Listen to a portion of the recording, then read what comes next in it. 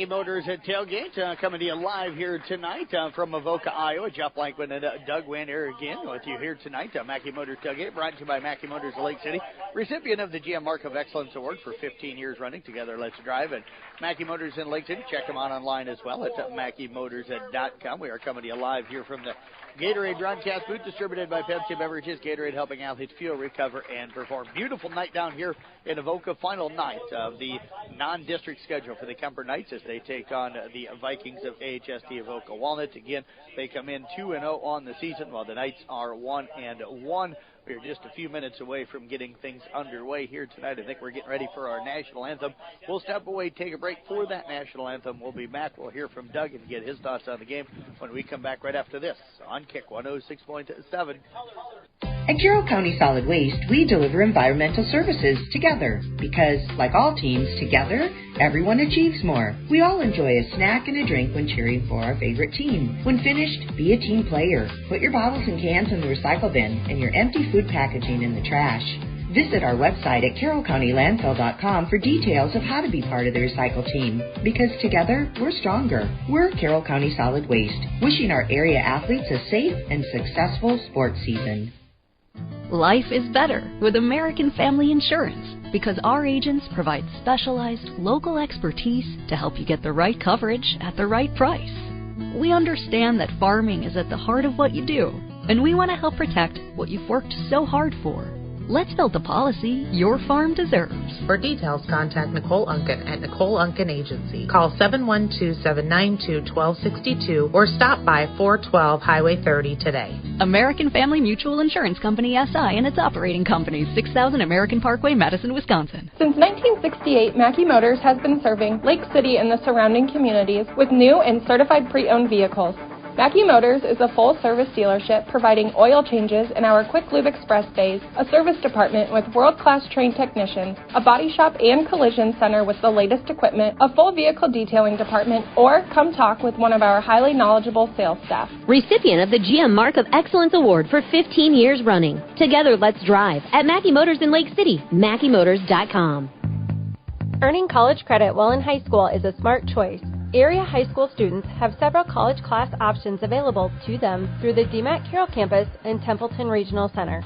Students, contact your high school counselor today to talk about how DMAC college credit can be part of your high school plan at no cost to you. DMAC, life's calling.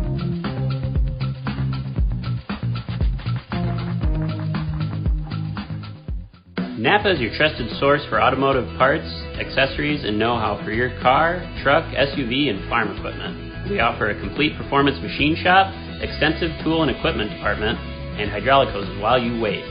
So whether it's a replacement part for your daily driver, or you are just in need for a professional machine shop, you can trust your locally owned and operated Napa store. Make it a point to stop in and see the pros. Napa, Highway 30 West in Carroll.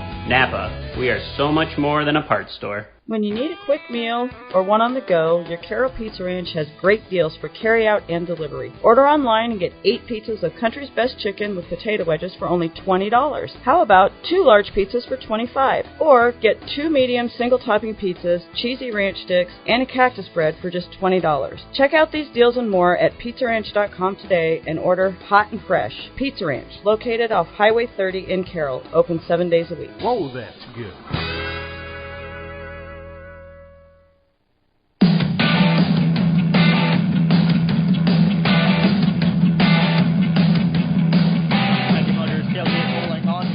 Kick 106.7. Jeff Blankman, Doug Wanderker with you here again tonight from Avoca. It is a perfect night for football. Hardly any clouds in the sky. The sun, though, Doug, beginning to set. It is that time of the year, and the sun going to be going down here. A little bit windy, though, tonight. Now, windier than I thought it was going to be. They said 10 to 15 miles per hour, but feeling a little sharper than that tonight. That could impact this game as we have 79 degrees at kickoff. Yeah, and it's straight out of the east as we watch that flag. Looks so nice out there on the center of the football field during the national anthem. By the way, we got to give a shout out to that band. It was fantastic. 12 kids, and they were really, really good. Yeah, absolutely. And I got to set the scene a little bit, folks. We're on the, I'm assuming the north side of the stadium here tonight. You look across to the south side. I love this. Grew up small town. You got the cornfields and all the fields in the background. So a perfect setting for small town high school football here tonight. We appreciate everybody tuning in here tonight. We will have our Motor Inn Player of the Game coming up in the postgame tonight as well. Doug, as you looked at this matchup, we found out later on today that the Sioux Cup kid, the star quarterback for AHST Voca Walnut, out injured. Will not be playing tonight. That changes probably the game plan for both of these teams. Yeah, it makes it significantly different, especially for Avoca Walnut. What the situation is they kind of came in with a three-headed monster, and they can run and pass. And I got a feeling this is really going to limit their passing game and make it more of a running team. They got listed as 3 running backs in the lineup, which means they'll probably run out of the Wildcat with the Luke Sternberg kid, a speedster, big, strong runner, too. Taking the snap from center in most cases. But I'm guessing they're going to have to mix it up. We'll see what they do. Yeah, that may limit the pass game a little bit. Sioux Cup came into tonight, the senior, 22 carries, 41 yards, 420 yards. That was passing wide, so 22 of 41 through the air, 420 yards, 4 touchdowns and 2 picks. Had run the ball 27 times for 164 yards and 3 touchdowns. You talk about the Sternberg kids run for 224 yards and a touchdown. Had not attempted a pass yet this year, so you wonder what impact that'll have on the pass game. That changes the defense, of course, for the Knights, too. So they're going to have to adjust as Kuemper. Avoca wins the toss here tonight, and they have deferred to the second half. So Kuemper will get the football first. We'll get more thoughts from Doug here in just a moment. Let's take a look at that starting offense and defense here tonight for Kuemper. Across the front 5, you got Reed Steiger and John Antover at the tackle positions.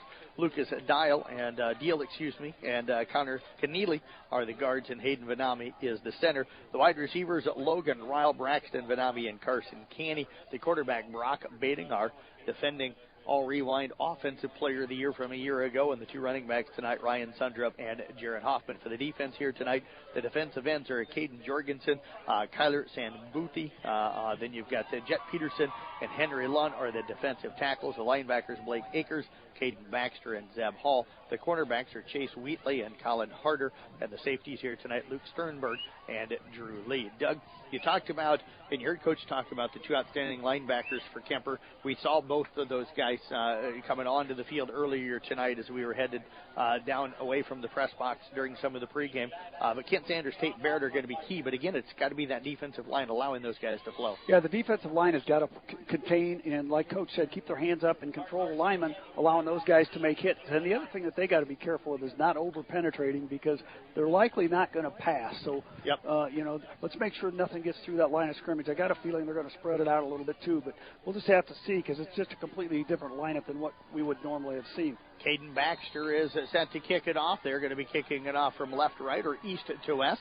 The Knights will be going right to left. It is an onside kick, and the Knights are going to fall on the football right away. It looks like Carter Running, number 7, diving on that. And the Knights going to have very good field position. They'll start, looks like at their own 45 or 46-yard line. So, Doug, really good field position to start this one for Kuemper. Yeah, Kuemper's going to want to throw the ball. So we got a pretty strong, I'm saying 15-mile-an-hour breeze straight out of the east, and we're going right into it. So probably going to try to establish a little bit of the run game in this situation. They are going to set it at the 45-yard line. Knights come out in the shotgun formation. Bading will send a man in motion. That is Sundrup. They're going to hand the football off, and Jaron Hoffman looking for some running room, breaks a couple of tackles, gets into Viking territory down to the 47-yard line. A pickup of 8 on the play. It'll bring up second down. Let's call it 2 yards to go. That's a nice opening play for the Knights. Yeah, nice job by the offensive line there on the left side, on the left tackle. Hoffman took on those blocks a little bit more. I was talking with his dad last week at the Iowa game. I said, one thing he'd like to see him do, and he goes, you tell him that, because I said, hit those guys, don't try to dance around them. Knights come out again in the shotgun. Bading wants to throw and throws it wide, almost picked off over the intended receiver, Braxton Vanami. That one almost picked off by Colin Harder. Does not have an interception on the year, but does have 12 tackles. So baiting a little off target on his first passing play. It's going to bring up third down now and 2. And if there's a good down to throw on, 2nd and 2 is usually a good down to throw. Yeah, it's not a bad down, but trying to establish something here early in the ball game against the wind. Against the wind, I thought they'd probably run it, but now it's going to be 3rd and 2. Vanami again will split out to the right, splitting out to the left. You've got Logan Ryle and Carson Canny. They'll send Sundrup again in motion, and again, AHST Avoca Walnut jumping that time, and I think that's going to cost them 5. So the first penalty of the game going to go against the Vikings, and that'll give the Knights a first down. They'll spot it down to the 42-yard line, and that is where the Knights will have it, first down and 10. And tell you what, nice job up front changing the snap count, I think, on that one to draw them off sides. Yeah, Brock's been effective at that, at getting teams to jump. He must have a good hard count. But going to be 1st and 10 for the Knights at the AHSTW 42. Ball spotted in the middle of the field. Vanami again splits to the right. You got Ryle and Candy split to the left. But Hoffman lines up next to baiting. Pressure comes from the outside. They set up the screen. He's going to throw it out. It's completed to Hoffman. They'll get down near the 44-yard line. A pickup of 3 on the play. And that is the first completed pass. It's going to bring up 2nd down and 7. First catch of the year for Hoffman on the season. It'll bring up 2nd and 7. Yeah, nobody accounted for the defensive end coming off the right side. And there again, now we lost 2 yards on a completed pass play. But again, thought we'd try to establish the running game going into the wind. Plus, the receivers, when they're turning around, are having to look right into that sun, too. So those are going to be tough looks as well. And it is 2nd and 12. Glad you caught that one backwards. They'll toss it back to Hoffman now on the left side. He's got a block out on the edge. It's going to be wrapped up and brought down. He'll get down to the 40-yard line. So that is going to be a pickup of 4 on the play. 2 carries for him for 12 yards here on the night. It'll bring up 3rd down now. Let's call it about 8 yards to go. Brock's been really efficient with his pitching, knowing exactly when to get rid of it. But that was probably a case there where if young Mr. Hoffman just puts his shoulder down and drives in, he's probably going to pick up a couple more yards. But he tries to dance around to the outside a little bit, and he ends up being the one to take the hit instead of giving the hit. Baiting gets to call in from the sidelines. Knights will split to Ryle. And Vanami out to the right, or that's Candy to the right. Sundrup again goes in motion from left to right. They're going to roll baiting that way out of the shotgun. Looks back across the middle, throws it. It is complete to Ryle. Inside the 35, down to the 34-yard line. A pickup of They're 6. saying incomplete. Now they're going to wave it off. They said the outside official had called it complete. Somebody else must have come in and waved that one off. Yeah, the back judge came in and waved it off, and I think he was right. I thought he scooped it. But as it is, it's probably 4-down territory, and it is for the Knights as they're going to be going for it. The Knights are down a couple of running backs tonight, too. The starter from last week, Braden Alford, is out, and then we just noticed Sean Healy's out with a bad ankle as well. So 4th down and 8, a big play here early in the ball game. 2 ranked teams here, Jeff, so yes. Let's get the tempo set. Canny Ryle again split out to the right. Play clock down to 2. We'll see if they can get the play off, and they do not get the play off. And there comes the flag. And that is going to cost the Knight 5 yards more than likely. Now they'll look to punt the football away as ittle be 4th down and 13. Either that or maybe they'll say that the play clock started too I know early. what we're looking at. The play clock down there didn't start, and that's what Coach Steinkamp's looking at. Okay. So there was... Now the one down here I know was running, because that's the one I was looking at. The one under the scoreboard was running. We'll see what they call in that situation, because that's... They're going to wave off Yeah, they're the waving flag. it off because the clock. He's probably going to be talking to the press box here. Yeah, surprised that you'd think they'd be connected with each other. So if one's running, you don't know why the other one isn't, because the one on the right was running. The one under the scoreboard. 4th down and 8. Knights come out in an I formation, baiting under center, fakes the handoff, rolls out to his left near the sideline, sets, throws it downfield. He's got a man down there in Vanami. It is tipped away. The defense that time by Chase Wheatley comes over and knocks that one away. He had Vanami, Doug, but underthrew him on that one. Yeah. It'll fall incomplete. It'll be a turnover on down. Yeah, he didn't see him originally. He was cutting in from about the 20-yard line, and if he'd have thrown it down the center of the field, he had him wide open by 5 or 6 steps. But Brock was, he'd rolled to his left and just didn't see him, so it's going to be a turnover on downs. So Avoca, AHST Avoca will have a good field position. 9:53 to go here in the first quarter of play. Don't forget our sack of the game coming up. We'll announce our sack of the game winner. You can win a sack of groceries from Market on 30. Go down there and register. We announce it during our Rewind program Tuesday morning. Sternberg in at quarterback, takes the snap, fakes the handoff. He is going to be tripped up and brought down back at around the 38-yard line. A loss of 2 on the play. It's going to bring up 2nd down and 12. Starting offensive line here tonight for the Vikings. Jet Peterson at right tackle, Caden Jorgensen at left tackle, Roman Scheffler at right guard, and Henry Lund at left guard, and Charlie Lane at center tonight. You've got Luke Sternberg at quarterback, Drew Lee and Caden Baxter are the tailbacks, Colin Harder, Chase Wheatley are the receivers, and Zeb Hall is the tight end. 2nd and 12, ball over on the left hash mark. Pistol formation again. They're going to hand the football off, and powering his way forward is Drew Lee. He'll get out past the 40, out near the 43-yard line to pick up a 5 on the play. It's going to bring up 3rd down now and around 7 to go. A decent surge there by the offensive line, but Lucas Deal and number 53 for the Knights getting in there to make that tackle that for Kuemper. I don't have that number down. 3rd and 7. We'll give you that defense here for Kuemper here in just a moment. Pistol formation again for Sternberg. Fakes the handoff, wants to throw, looks downfield, nothing there. Now flushed out. He was pressured, gets away from the pressure, still looking, now going to tuck it up. He is going to be hit and wrapped up. Kobe Pierce, one of the guys in on the tackle. Connor Keneally, the other guy. He's going to get out to the 46-yard line, a pickup of 3 on the play. It's going to bring up 4th down and about 4 yards to go. That defense here tonight, Lucas Deal and Ryan Suntrup are your defensive ends. Kobe Pierce and Connor Keneally are the down linemen. Kent Sanders, Tate Barrett, and Charlie Mayhall are the linebackers. Tragan Biter, Griffin Glenn are the cornerbacks. And the safeties tonight, Carson Canny and Braxton Vanami. Peyton Osbar on to punt the football away. He's averaging 29.7 yards per punt. Pressure comes up the middle. High end-over-end kickoff over the head that time of Canny. He's going to let it bounce. It's going to roll down inside the 5. Can they get to it? And it is going to roll right onto the goal line for a touchback.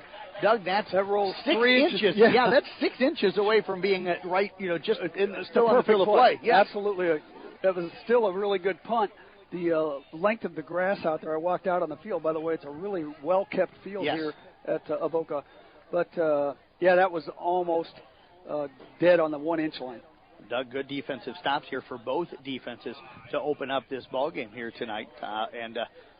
If you're Kuemper, you got to like the fact that you got them 3 and out. Yeah, well, that was critical. You kind of saw what they were going to do. We didn't know if they were going to go in the Wildcat. It really wasn't the Wildcat. They did run out of the eye that one time, but again, I'm thinking against the wind like we're going right now, we probably got to establish the run so that we can pass. Baiting out of the shotgun. They're coming with some pressure. And, again, I think we may have had some movement up front. And that's going to go against Braxton Vanami of the Kuemper Knights, moving right before the snap. Vanami was split out to the right.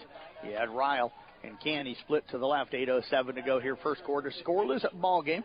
As we come to you live here from the Gatorade broadcast booth, we've got the Motor Inn player of the game coming up in the postgame tonight. Motor Inn of Cary, your premier Toyota, Chevy, and Buick dealership for everything from sales to parts to collision. Vanami will split this time out to the left, or Ryle Canny split to the right.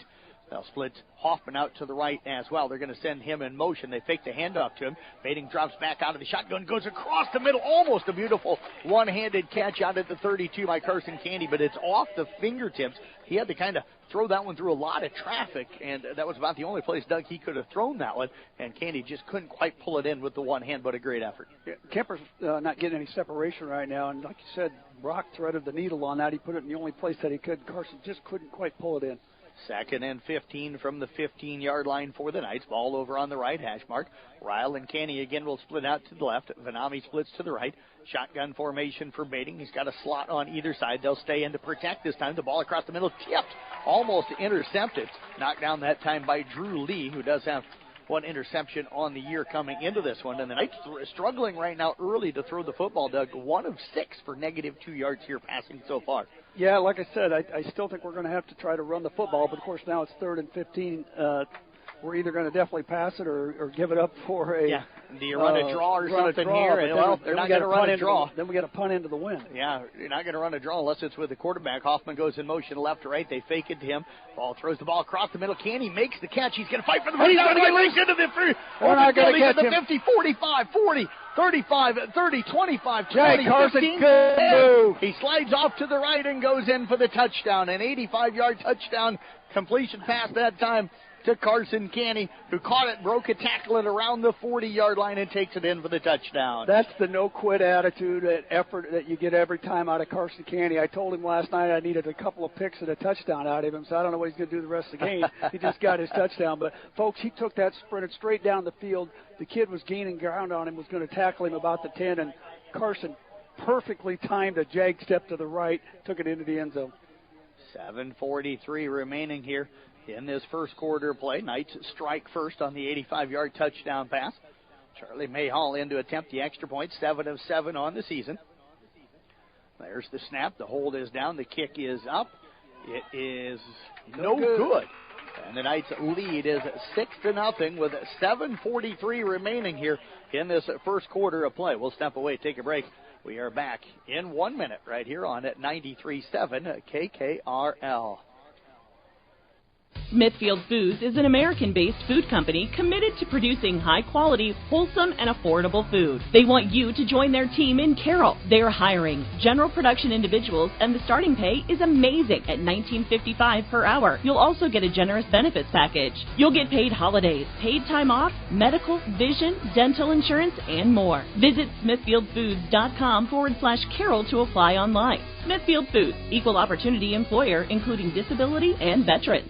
At Collins Aerospace, we believe in investing in our employees' future. That's why we are proud to offer our Employee Scholar Program. Whether you want to pursue a professional certificate or a degree related to the industry, we offer full tuition reimbursement and even paid study time. Our Employee Scholar Program is the perfect tool to help achieve the future you've been dreaming of. At Collins, we don't just want to offer you a job, we want to offer you a career and a future in aerospace. For details on the Collins Aerospace Employee Scholar Program, visit us at careers.rtx.com.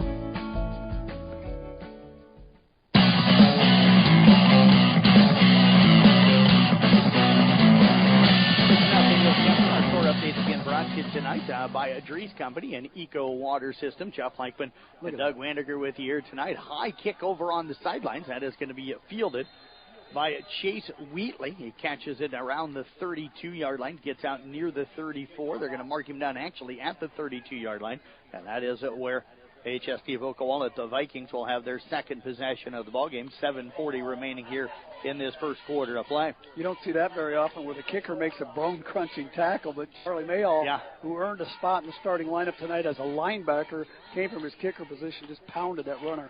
Ball over on the left hash mark.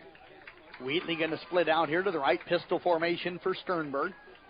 Looks like Lee lining up behind him. They're going to take the snap. They'll hand it off to Lee, trying to get the edge. The Knights do a nice job of defending that. Sundrup forces him back up the middle. Connor Keneally, one of the guys in on the tackle. And that time, Ryan Sundrup, Doug, was the guy that made that play, forces a 1-yard loss on the play. Yeah, he Lucas Deal, and then, you know, one of those two linebackers we talked about early, Kent Sanders, just came in and just pounded him to the ground.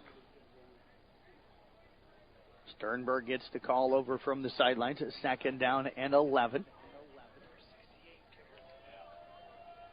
7:06 to go here in this first quarter of play. 2nd and 11 from the 31. Ball near the left hash mark. Sternberg again out of the pistol. Takes the snap, rolls out to his left, looking downfield. Tries to go deep. The ball a little underthrown, but going up and making an outstanding catch that time was Zeb Hall, the tight end. He's going to get all the way down to the Knights' 34-yard line. Yeah, I think they're going to call offensive pass interference or maybe holding, but it's coming back. But not correctly played by the Knights. You got to stay with the runner. We turned and stopped, but it's coming back. Yeah, we'll wait and see what the call is here. Jeff, we got some old people from Coon Rapids listening tonight. Okay. My old buddy Mike Oswald. Tell him thanks for listening. Marissa's dad, you remember his daughter? I do, yeah, absolutely remember Marissa. Caleb as well. Yep. Going to be 3rd and 11 now? 3rd down 11. Doug, I never did see the call. They didn't hand it off to Sternberg. He's got some running room. Breaks the tackle, cuts it to the outside. 50-45. Trying to chase him down. They're not going to be able to do it. Now they do. They get a piece of him. Breaks the tackle. Gets by Carson Canny and goes into the end zone for a 69-yard touchdown run. And that gets the Avoca Walnut fans all excited. And just what Coach Steinkamp said in his pregame, you can't let him. You got to make tackles. Yep. And he just ran through our tackles. We arm tackled and ended up in a long touchdown run. Yeah, 3rd and 11. And Sternberg breaks one for 69 yards. He's now got 3 carries for 68 yards. Coming in to attempt the extra point.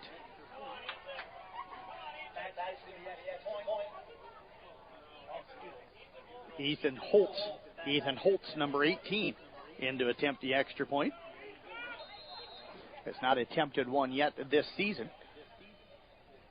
There's the hold. The snap is up. The kick is no good. That one's going to be well short, and we are going to be tied at 6-6 with 6:03 remaining here in this first quarter of play. We'll stop away. And again, our score updates brought to you by Dries Company and Eco Water Systems. Back right after this on Kick 106.7. For over 50 years, Pringer's Lumberland has been your trusted destination for all things furniture and flooring. Hi, it's Matt Pringer, third generation in our family-owned business. We understand the importance of creating spaces where memories are made and cherished. Our commitment to quality craftsmanship, personalized service, and unbeatable value has made us a staple in the community. Pringer's Lumberland is more than just a furniture store. We're part of your community, and when you shop with us, you're not just furnishing your home, you're investing in the livelihood of your neighbors. Pringer's Lumberland, Highway 30 West in Carroll. Looking to boost your brand? Top Loft makes it easy with custom online stores for businesses, sports teams, and organizations. Enhance your brand's visibility with a tailor-made store showcasing your logo, colors, and designs. Enjoy endless customization options. Choose styles, colors, and add your unique touch to every product. Plus, their streamlined ordering system ensures a smooth experience for you and your customers. Elevate your brand with Top Loft in downtown Carroll or visit toploftclothing.com and start building your online store today.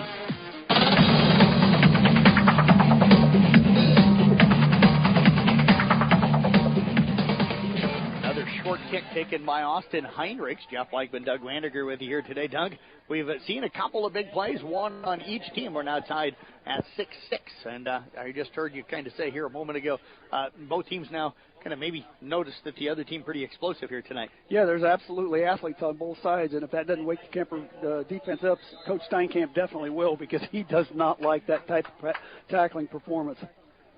5:59 to go here in the first quarter. Knights out of the shotgun, handed off to Jaron Hoffman. Started left on a play that was kind of designed to go up the middle. There was nothing there. Cut it left, then had to cut back up the middle. He'll get from the 43 out to the 47-yard line to pick up a 4. Nice patience that time from Jaron Hoffman on that run. Yeah, he did wait for his line to run as we got Lucas Steele going out of the lineup, possibly an injury that's going to bring in Kobe Pierce, number 60. Kobe back in the lineup this week after missing the first 2 weeks.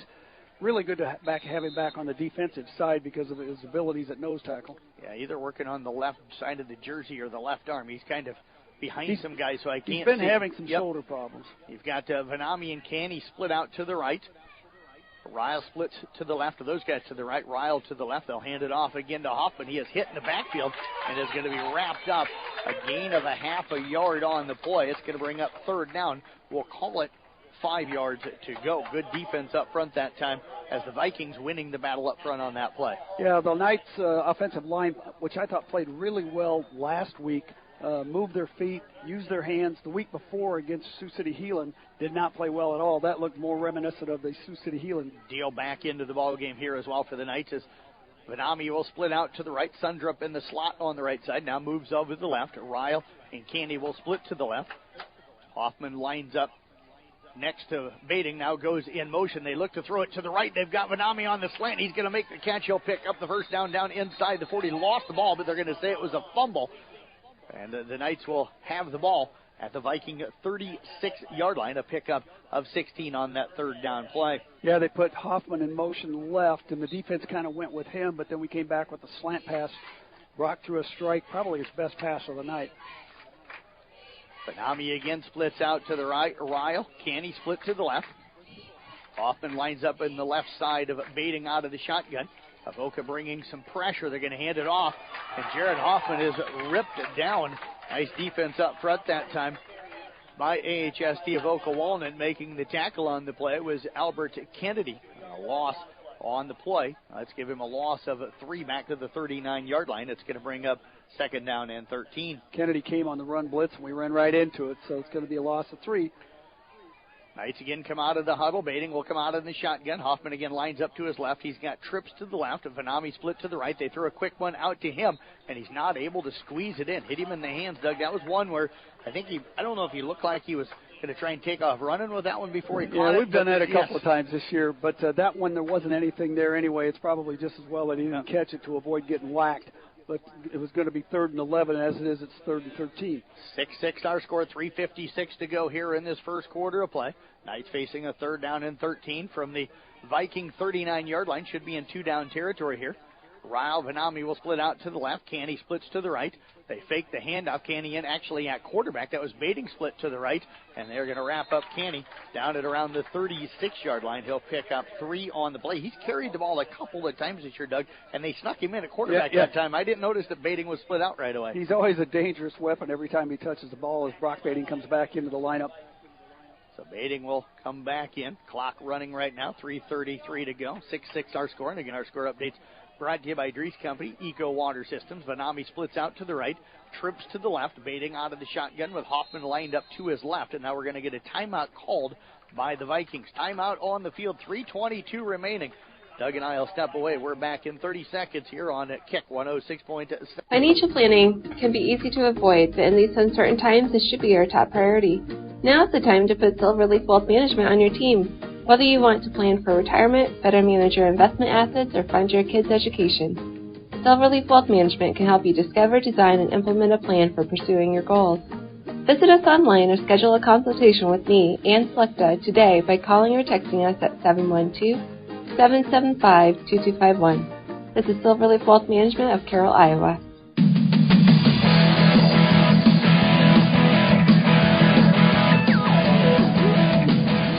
Welcome you back here as we come to you live from the Gatorade broadcast booth, distributed by Pepsi Beverages. Gatorade helping athletes fuel, recover, and perform. Doug, 4th down now and 10 facing the Kuemper Knights, and you wonder if Coach called a timeout. They're trying to keep the wind maybe at their back and force Kuemper to have to punt against the wind. There's plenty of time here with 3:22 to go, but maybe they want this possession with the wind at their back. Possibly. It looked more like he saw something that he didn't like because he came in calling that timeout right at the end as the play clock was running down.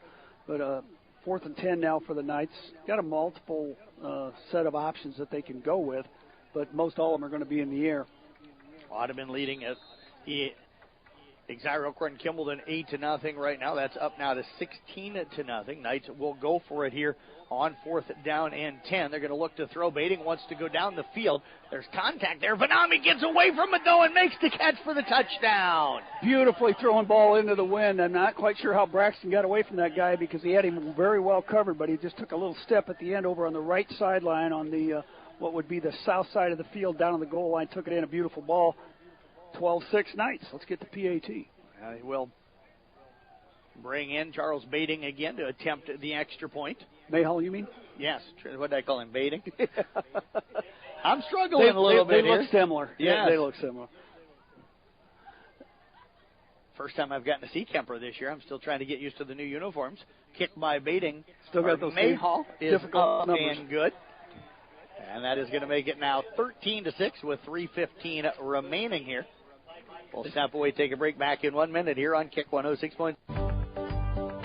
From footings to framing to finish, for farm, home, or commercial, Wall Lake Lumber Company has been proud to help our communities grow. With 4 convenient locations and one of the largest building material inventories in the area, we are sure to be able to fill all your building needs. From project design and estimating to friendly advice, we can't wait to be part of the process for you. Wall Lake Lumber, with locations in Wall Lake, Lakeview, Odebolt, and Carroll. We're not your grandpa's lumberyard. Hello, this is Dr. Michael Dirks, orthopedic surgeon with St. Anthony's. I'm excited to have joined the team here at St. Anthony's, your local sports injury experts. We perform knee arthroscopy with ACL reconstruction and meniscus repair, as well as shoulder arthroscopy with rotator cuff and labral repair.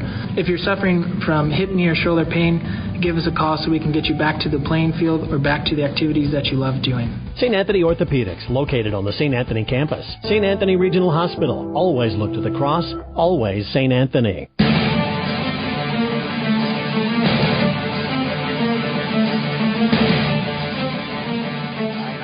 To kick it off for the Kuemper Knights. That's the second kickoff for him tonight. Wheatley will take it and return it out past the 30.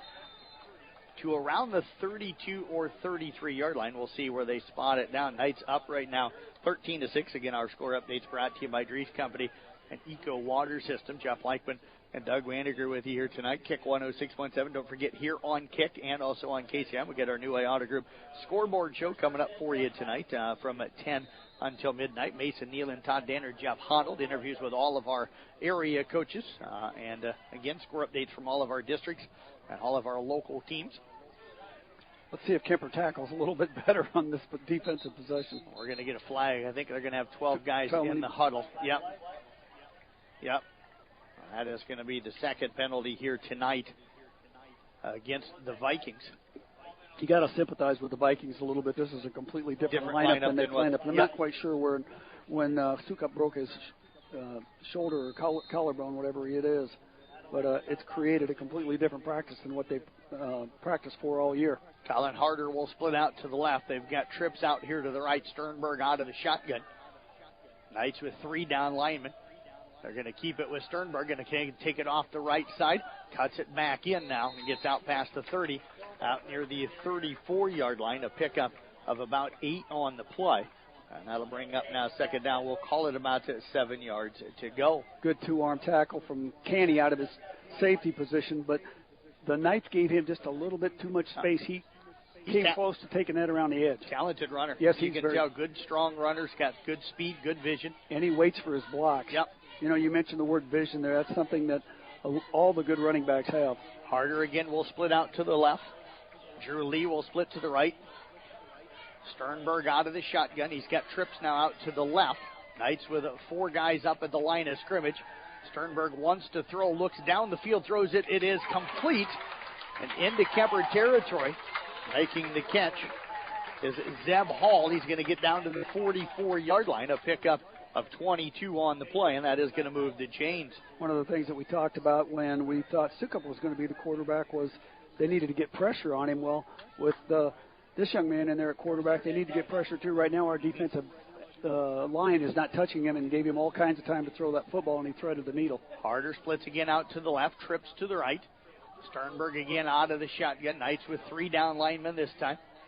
5 guys in the box. Sternberg going to keep it. Wants to follow his blocker up the middle. Has to hesitate. Now finds a seam. Picks up some good yardage. And he is going to pick up a first down to around the 32-yard line. A pickup of 12 on the play. And that is going to be enough for another Viking first down. The clock stops momentarily as they move the chains. And now it'll run. Minute 40 left here in the first quarter, 13-6 in favor of the Knights. But the Vikings now moving the football again on their third possession here of the game. Knights defensive line getting shoved around. We're just not getting any penetration from our linebackers because our linemen are being pushed backwards. Shirley this time is the wide guy to the left. Harder will split to the right. Sternberg again going to keep it and finds another seam. He's into 20, 15, 10, 5, and in for his second touchdown run of the night. And that time he takes it in from 32 yards out. And we look like we could have a high-scoring affair in this one here tonight. Going to be here a while, too, at this rate. Yes. They're an extra point away. We'll see if they go for 2. They struggled last time with the extra point attempt. They will bring in Ethan Holtz again to attempt that extra point. So Holtz will look to kick it away. There's the snap, the hold. Nice, get a little pressure from the outside. Much better kick this time. It's up and good. And we are knotted at 13 apiece. We've had 5 possessions. We've had 4 touchdowns. We'll snap away. Our score updates brought to you again tonight by Eco Water Systems and Dries Company.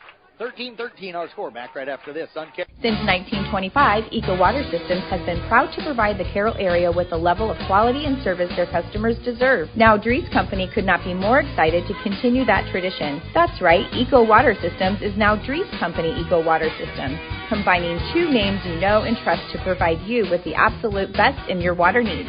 Dries Company Eco Water Systems. Call us today, 712-792-3434, or stop in and see us at 609 North Carroll Street. Let's solve your water issues together. Hi, this is Michelle from Midwest Wholesale. Kitchen cabinets by Birch Manufacturing are built to inspire. We believe that every kitchen tells a story, which is why these cabinets align with your home's beauty. We offer a variety of different finishes, wood selections, along with accessories to create a customized style. And here at Midwest Wholesale, we've been designing cabinets for so many years and designed thousands of kitchens, bathrooms, and mudrooms in our area. Trust the experts with Kitchens Plus by Birch and Midwest Wholesale. How you want it, when you want it, where you want it, we deliver.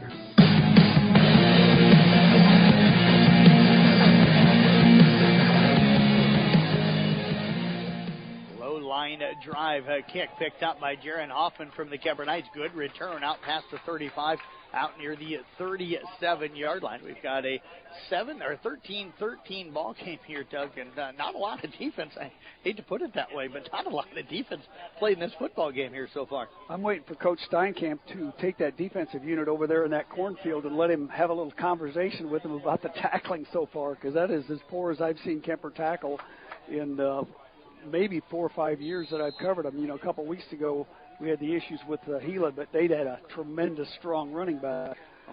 Kid looks like he's a really good runner. Yeah. He's good too, but we're not flying to the ball like we normally do. Baiting will hand it off to Jaron Hoffman. Finds a little running room up the middle. Takes it out to the 40, a pickup of 3 on the play. His 6th carry here tonight, 16 yards unofficially. It's going to bring up second down. We'll call it 7 to go. Ball out near the left hash mark. Nice crowd for Kuemper over across the way, Doug. It's filled in a little bit since the game has started here tonight. Quite a bit less than I thought it normally would, but I guess they're home listening to us do the game. I'm not quite sure. Well, and I'll try to do better than what I was earlier in the game. A little bit of a struggle for me here for some reason tonight. Our line needs to pick up the intensity here because Knights have twin receivers out to the right, baiting out of the shotgun. Sends Sundrup in motion from a left, right. Baden going to roll out to the right. Pressure comes from the backside. Tries to run away from it. Now throws it. Had Canny open at around the 48-yard line, but he was being pressured that time by Caden Baxter and ends up throwing it over the head of Canny and out of bounds. It's going to bring up third down now and 7 to go. Yeah, and that continues to leave Kuemper with these third longs. They've been effective on him here tonight. They converted that one because Canny pulled away from that and scored on that touchdown, but we're just not picking up and accounting for all the defensive players. Like you said, Baxter came clear over here and just ran Brock down. And the receivers weren't getting separation. Ryle and Canny will split out here to the left. Vanami splits to the right. Sundrup in the slot on the right side, baiting out of the shotgun. Since Canny in motion, they fake it to him. Nope, they give it off to him and then faked it to Hoffman. And Canny going to lose a couple of yards on the play. It's going to bring up 4th down and 9 to go. Now, Doug, I hate to put it this way, but Kemper's best play so far tonight's been either 3rd or 4th down. Do they go for it here, or do they punt it away? And no, I think they're going to have the timeout in between quarters to talk about it. We're going to let it run. If I'm them, I call timeout. Yeah, we're down to 3 seconds left here. And now that is going to be the end of the first quarter. We're through 1 quarter of play. It's 13-13 our score. We're back in 1 minute right here on Kick 106.7.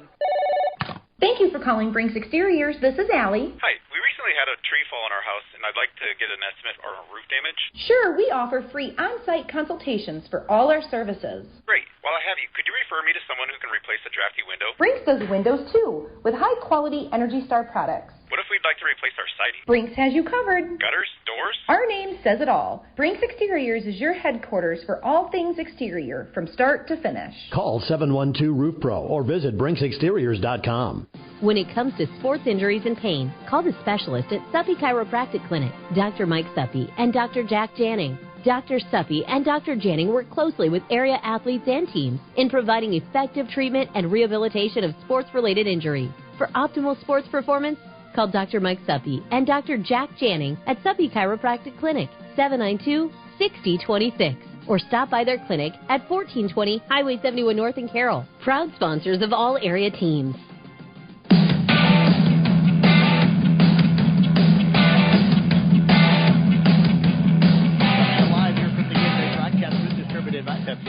Gatorade helping athletes fuel, recover, and perform. Connor Keneally on to punt for the first time, averaging 38.2 yards per punt this year. Nice punt that time. It angles over towards the sideline. Going to hit it around the 36-yard line. Going to go out of bounds at around the 31 or 32. I think they're going to mark it at the 31-yard line, and that is where the Vikings will have their 4th possession of the ballgame. They've scored easily on their last 2 possessions. So we've got to see if the Kuemper defense can pick it up. Maybe we're just not in the right.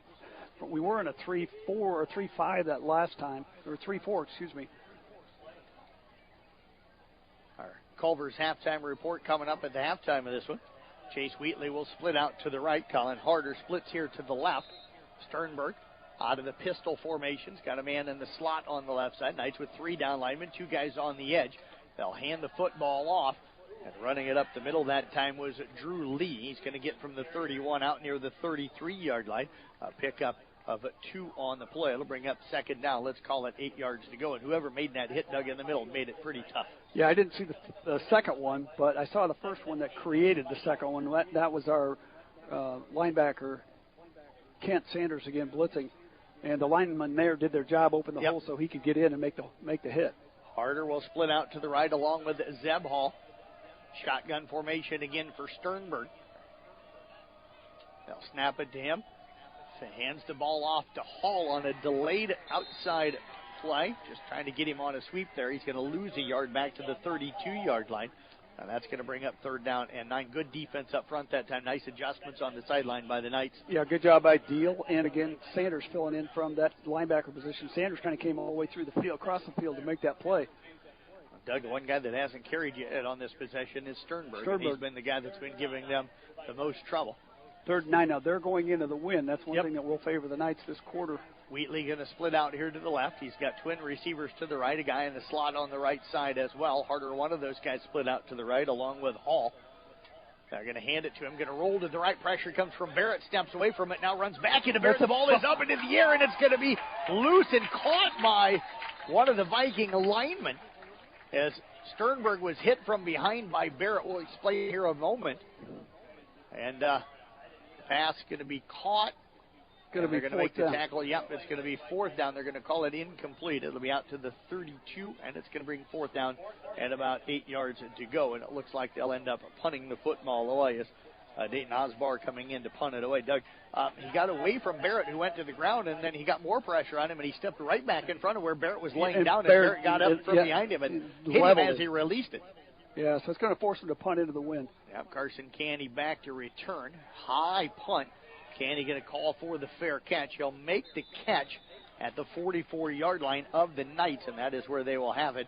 1st down and 10, 9:47 to go in this first half of play. Second punt tonight by the Vikings, and the 3rd punt so far here in the ballgame. Really tough punt to field because it was very high, but it had a wobbly spin on it, and going into the wind, Carson kind of underestimated how much that wind was going to affect it, but came up and fortunately made the fair catch fall into the ground. But Knights have the ball now 1st and 10 at their own 44, but going into going with the wind. So let's see if they put it up a little bit more here. Baiting out of the shotgun. They're going to send a man in motion. That's Canny. Wants to throw a quick one. It is dropped by Ryle out here on the edge. It's going to bring up 2nd down. We'll call it 10 yards to go. And Baiting's thrown for 135 yards tonight, Doug, but just 4 of 12. I was going to say, that's only 3 or 4 completions, and 85 of them. Couple of them dropped. Yeah. A couple of them dropped here in the game. Yeah, that one should have been caught, and then he had one caught for negative yardage. Yeah, 85-yard pass really makes the passing yards look pretty good, though. Ryle and Candy will split out to the left along with Hoffman. Benami splits to the right. Baiting again out of the shotgun. We'll send Hoffman in motion. They're going to fake it to him. Baiting going to roll out to his left. Hooks downfield and throws it. It is complete to Ryle. Ryle makes the first man miss. Now breaks a tackle and gets all the way down near the 25-yard line. And that was a really nice play because that one was almost intercepted. The Knights look like now they're going to hurry up. A lot of motion, a lot of movement, a lot of moving pieces on that one. But Carson Canny helped him stretch that out for about another 10 yards, and Logan got everything out of it that he could. 31-yard gain on the play. Baiting again out of the shotgun. Fakes the handoff. Throws it out complete to Benami. One-on-one on the edge. And he'll dive down to around the 19-yard line. A pickup of 6 on the play. And the Knights again are hustling up to the line of scrimmage. So not taking any time to huddle up. Fourth play of the drive coming up. 2nd and 4 at the 19. They hand it off this time to Hoffman. Hoffman finding a little bit of running room. We're going to get a hold call coming in late. Tackle made down at around the 15. Would have been really close and probably had enough for the first down, but that one looks like it potentially could be coming back, and the Knights already starting to back up. Yeah, that's a really bad penalty because we had the first down and the play was almost stopped. There was nothing that holding or an extra push was going to do. So a big mistake by one of the Knight linemen.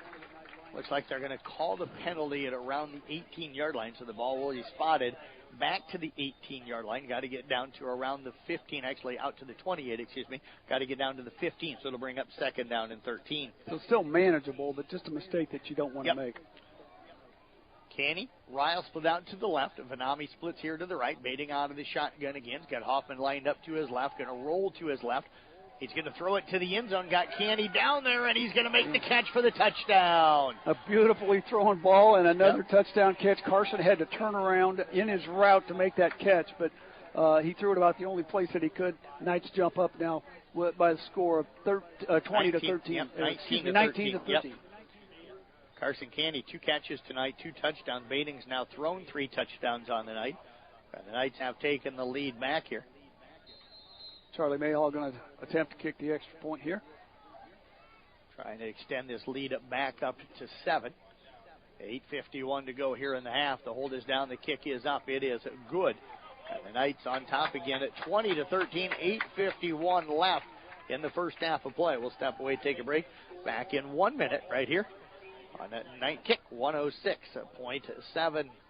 This is Don Neary from Avila Bank. Everyone at Avila Bank wishes the student-athletes success in their endeavors. We know to make a winning team, you need to put in the work, and that's what we'll do at Avila. We'll work to make sure your farm or business has the best financial opportunities available. We want to take the stress out of banking, allowing you to focus on what matters and what you love. Whether you own a business or own a farm, we're here to help you identify ways you can achieve your goals, and we will work hard to make sure you achieve financial success. After all, your success is our success. Avila Bank, member FDIC. Equal housing lender. Family owned and operated since 1948, Quant Auto Salvage is the area's best full-service scrap facility. Whether you're looking to sell scrap iron, vehicles, or batteries, or you need to locate that difficult-to-find part for your vehicle, they have what you need. And if it isn't in stock, they can locate it with their nationwide parts database. Quant Auto Salvage. They sell the best and recycle the rest.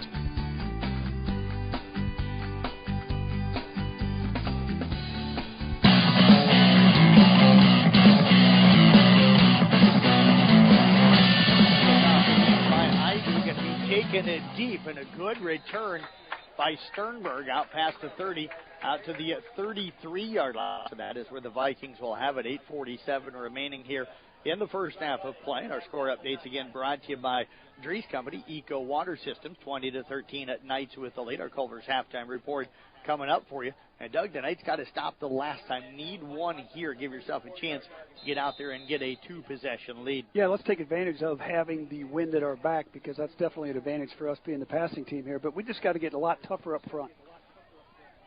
They did mark it down at the 34-yard line. Ball over near the right hash mark. Sternberg out of the shotgun. He's got tripped receivers out here to the left. He's going to roll that way. Lobs one out, and it is dropped. Trying to find it. Caden Baxter out here on the flat. Reached out with that right hand, not able to squeeze that one in. It's going to bring up 2nd down. Let's call it at 10 yards to go. Baxter's frustrated with himself for not catching that ball, Jeff, because it would have been at least a 4 or 5 yard gain anyway. As it is going to be 2nd and 10. Just the second passing attempt that counted here tonight. Actually, third. Yep, they did call the one in. We thought it was a penalty earlier. Found out later on they called it incomplete. Colin Harder again going to split out to the left. He's got trips to the right. Shotgun formation again for Sternberg. 8:42 remaining here in the half. They'll snap it back to Sternberg. Wants to keep it. Knights came with some pressure that time. Didn't get him initially, but got him out on the edge. Kent Sanders, I think, making the tackle. A gain of a yard on the play. It's going to bring up 3rd down. Let's call it 9 yards to go. I bring it up every game, but those two guys, both wrestlers, and they know how to tackle. They get you down around the legs and bring you down. Both arms. Tragan Biter, the corner out here on this right side, waiting to see who they'll split out that way as the Vikings do huddle up. 15 seconds to go here on the play clock. Drew Lee going to split out here to the left. He's got Wheatley out here with him. Sternberg again out of the shotgun. Harder splits to the right. Let's get some pressure on. Take the snap, going to keep it again with Sternberg. Just follows his guys up the middle. He's got the first down and more as he fights his way, as Jaron Hoffman will bring him down, but he's going to fight his way out to the 48-yard line, a pickup of 13 on the play, and that is going to move the chains. And Doug, unofficially now, have got him over 100 yards. Yeah, that's just, our interior defensive line is almost non-existent on those plays. He just sits there and kind of waits for it to happen. They bring the other running back in to help block the defensive lineman, and he just picks his way, and away he goes for, 12 yards that play? Patient, but then decisive. Yeah. That's the way I look at him. He waits for the hole to go, and then he explodes through it. Chase Wheatley splits out to the right this time for the Vikings. Shotgun formation again for Sternberg. Turns, hands the football off, and trying to find some running room is Lee. And Lee going to be hit and driven backwards. No gain on the play. It's going to bring up second down and 10 to go. That was a beast tackle by Lucas Deal on that play. Caught him, picked him up, and just bulldogged him down to the ground. Such strong legs. Yeah, such strong legs. Lee just 13 carries, 69 yards, a touchdown coming in. So he hasn't been a big play guy. That has been Sternberg. And again, Sukup, the quarterback, who is out and injured and not playing here tonight. Remind our fans from Kuemper, they're doing this against us without one of their best players. Harder will split out to the right. Also in the slot on the right side is Baxter. Wheatley splits out here to the left. Sternberg out of the shotgun formation. Turns, fakes the handoff, wants to throw, looks downfield, nothing there. Side of the field. Now he's got some pressure. Deal going to get to him. He's going to be hit and sacked back of the 40-yard line. That is going to be a loss of 8 on the play, and it's going to bring up third down at about 18. That's the kind of pressure we need, but we got it from Lucas Deal. We got it from Kent Sanders again, and then also number 60 in there, Kobe Pierce. Good job that time by Deal being the first guy in there. Now, the Knights just absolutely have to account for Sternberg here. 6:10 left here in the first half. Culver's halftime report coming up. Mackey Motors at tailgate coming up following the game here tonight. We'll have her post-game. Clock running, 6 minutes, Jeff, here. Play clock is down to 2. We'll see if they get the timeout called, and they are going to call the timeout. The play clock was down to 1. We'll step away with them. 5:56 remaining here in the first half of play. 20-13 our score. Doug and I are back in 30 seconds here on Kick 106. Hi, this is J.R. Mayhall, insurance agent and realtor with Gredeman & Associates. We're excited to announce Eric Bass and Nate Gredeman have joined our team. Eric has numerous years of experience in both insurance and real estate, and we're excited that Nate has moved back and brought his wealth of knowledge of commercial real estate to our team, and he also has his insurance license. It's a very challenging time in both real estate and insurance, and we are here to help you. Gredeman & Associates, Highway 30 here in Carroll. Hi, this is Dr. Mulbauer from McFarland Clinic in Carroll. If you are expecting a baby, our family medicine department is here to help you every step of the way. Our physicians provide prenatal care and services, childbirth, and postpartum care. Your McFarland Clinic family medicine physicians can perform C-sections and VBACs during delivery. Call our family medicine office at 712-792-1500 or visit our website at mcfarlandclinic.com for more information. McFarland Clinic Carroll, here for you and your growing family. From bump, set, spike to the crack of the bat, at Motor Inn of Carroll, we love our high school sports, and we love the opportunities to support our local schools, athletes, coaches, and parents. Through the hard work of our kids, we get the enjoyment of watching and listening to their activities. Other life lessons, like teamwork and citizenship, help create outstanding young women and men we are so proud to sponsor. Good luck to all of our local sports teams. From Motor Inn of Carroll.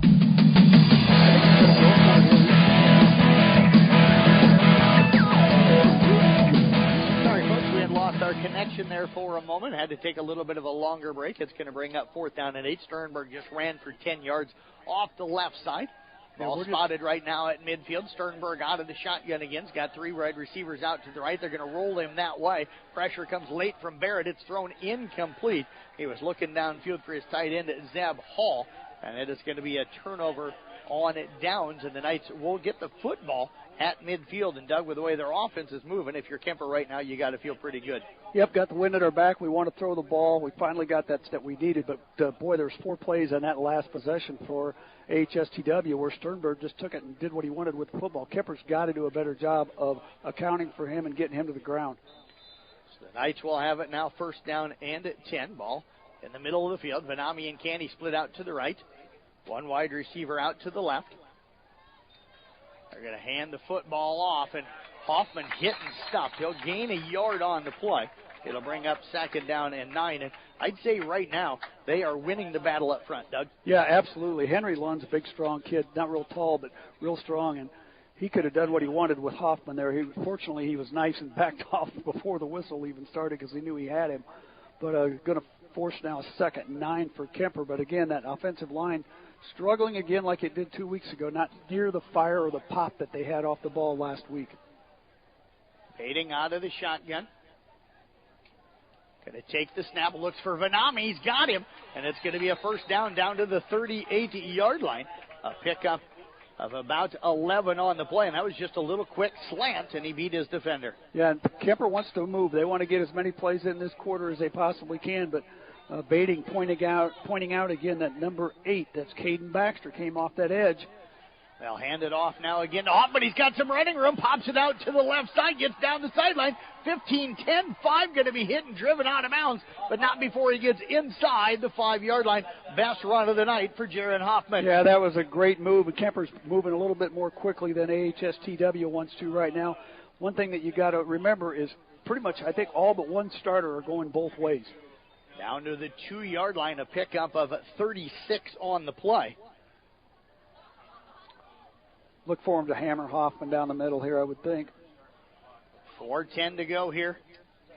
Bading onto the center, going to hand it off again to Hoffman, and he is going to take it in for the touchdown. A 2-yard touchdown run from Jaron Hoffman, and the Kuemper Knights have extended their lead here now to 26-13. Good job there by the offensive line. There they got the surge that they needed, and Hoffman just put his head down, no dancing around, took it straight up the pipe for the touchdown. 55 yards on the ground for him here so far tonight. Charles Mayhall in to attempt the extra point. Holder is Mr. Reichs. There is the hold. The kick is up. It is good, and the lead is 27-13 in favor of the Kuemper Knights. Doug, we're going to go ahead and keep it here. What worked well for the Knights on that drive and on that possession? Well, the offensive line just did a much better job opening the hole, and you get him in the open field. You get Jared Hoffman in the open field. He can dance around and do some things, but that time it was just a little bit more straightforward running. Then he just cut left and then headed for the corner for the goal line, and then, of course, put it in on the next play. But the other thing that we've got at our advantage, it's a big, is we're going with the wind, so they've got to respect the pass a lot more now than they did in the first quarter. So Knights put a little breathing room between them, but they got to keep playing because this Sternberg kid's tough. Yeah, this game is a long way from being over, and this Avoca team, AHST Avoca Walnut, has shown that they can battle back here. And tell you what, but the Knights lead it right now, 27-13. 4:05 remaining. One of the more, like you said earlier, Jeff, one of the real pretty scenes. Iowa football with the cornfields in the background and the football lights. Two teams going at it, playing actually pretty good football.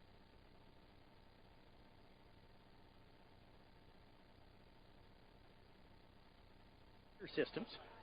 Jeff Blankman, Doug Wandiger with you down here in Avoca tonight. See if Charlie Mayhall can get in on another tackle here. Igu again set to kick it away. Kicks it off. It is going to be taken at the 28-yard line. The return out here to the right. Now a loose football. It's loose on the field. Who's going to come up with it? He was hit at around the 36, 37-yard line. There's a fight under the pile right now. It's going to be who's whoever going to come up with the football. We haven't gotten a signal yet. It looks like Kuemper's. Nope, they got it back. It's going to be a Avoca ball. Okay. So the Vikings do come up with the football. The kid that fumbled it was pounding himself on the helmet, so I thought maybe that was an indication that they'd lost it. But as it is, Avoca's AHSTW going to have it at their own 38-yard line. Yep. 27-13. Culver's halftime report coming up. We've got our Motor Inn Player of the Game coming up in the postgame here tonight. Don't forget about our sack of the game tonight. Again, we'll announce our winner coming up. Free sack of grocery from Market on 30. We'll announce that Tuesday morning during Rewind. They're going to hand the football off, and nowhere to run that time from Sternberg. And he is going to be wrapped up and brought down at the line of scrimmage. It'll bring up a second down. We'll call it 10 yards to go. Much better penetration that time by Kobe Pierce. He shed his blocker from his nose tackle position. I guess he's just a defensive tackle, not necessarily nose guard, but made the play on that and got some help from Mayhall as well, so going to force a second down and 10. And Doug Gatler in at quarterback now. And now he's going to line up. He was the quarterback the last time. Now he's going to line up next to the quarterback. And then he fumbles. And he fumbles. And they're going to make the pass. Nearly picked off. It's incomplete. He was looking to throw the ball out to Baxter. And in at quarterback right now is Dayton Ospar. Yeah, that's the inexperience speaking there. Yep. Ryan Subdruff almost made a pick there. It was actually a pretty well thrown ball under the circumstances because he was getting run by one of the Kuemper defenders. But going to force 3rd and 10. And Sternberg has checked back into the ballgame. It'll be 3rd down and 10. Clock is stopped with 3:08 to go. And Sternberg does not go in at quarterback. Ospar with. Sternberg going to split out to the left. He must be the better thrower. Another low snap, has to pick it up off the ground, throws it right away out to Sternberg, who has a screen set up. He's cut it. He's going to pick up the first down all the way out to the 49-yard line. Keneally tracking him down to make the tackle, but Sternberg came out that time and throws his first completion, but what a guy to throw it to. Yeah, that's, it's just got to be frustrating for Coach Steinkamp because we know who's going to get the ball almost every time, and we're letting him wide open and not accounting for him. So interesting move here, the way they had been moving the ball, but a lot of it was running the ball with Sternberg. You wonder if they're giving him a little bit of a break here, or if they feel like they need to throw the ball and maybe Ospar is a little bit better of a passer. But he is staying in at quarterback. That pass wasn't anything great on that one. It's just a short pass, but he's... Hall splits out to the right. Harder splits to the left. Sternberg now going to split out to the right. Ospar out of the shotgun. He'll take the snap, hands it off, looking to find some running room. And that is Gatler, and Gatler going to get tackled down in Kuemper territory. He'll make it down to around the 47-yard line, a pickup of 4 on the play. That's going to bring up 2nd down and 6. Yeah, they're moving a little bit more quickly now. Kobe Pearson on that tackle along with Tate Barrett, but picked up 4, and again, they're getting that line penetration. Ball will be over on the right hash mark. We'll go under 2 minutes remaining here in the first half of play. Harder again splits out to the left. Lee. Sternberg split out to the right. Ospar again in at quarterback. Takes the snap, looks to run the option. Now cuts it back up inside and picks up some nice yardage inside the 45. Down to the 43-yard line. Another pickup of 4 on the play. And it'll bring up, we'll call it 3rd down and around 2 yards to go. Yeah, and that was a really nice play by Arnsberg.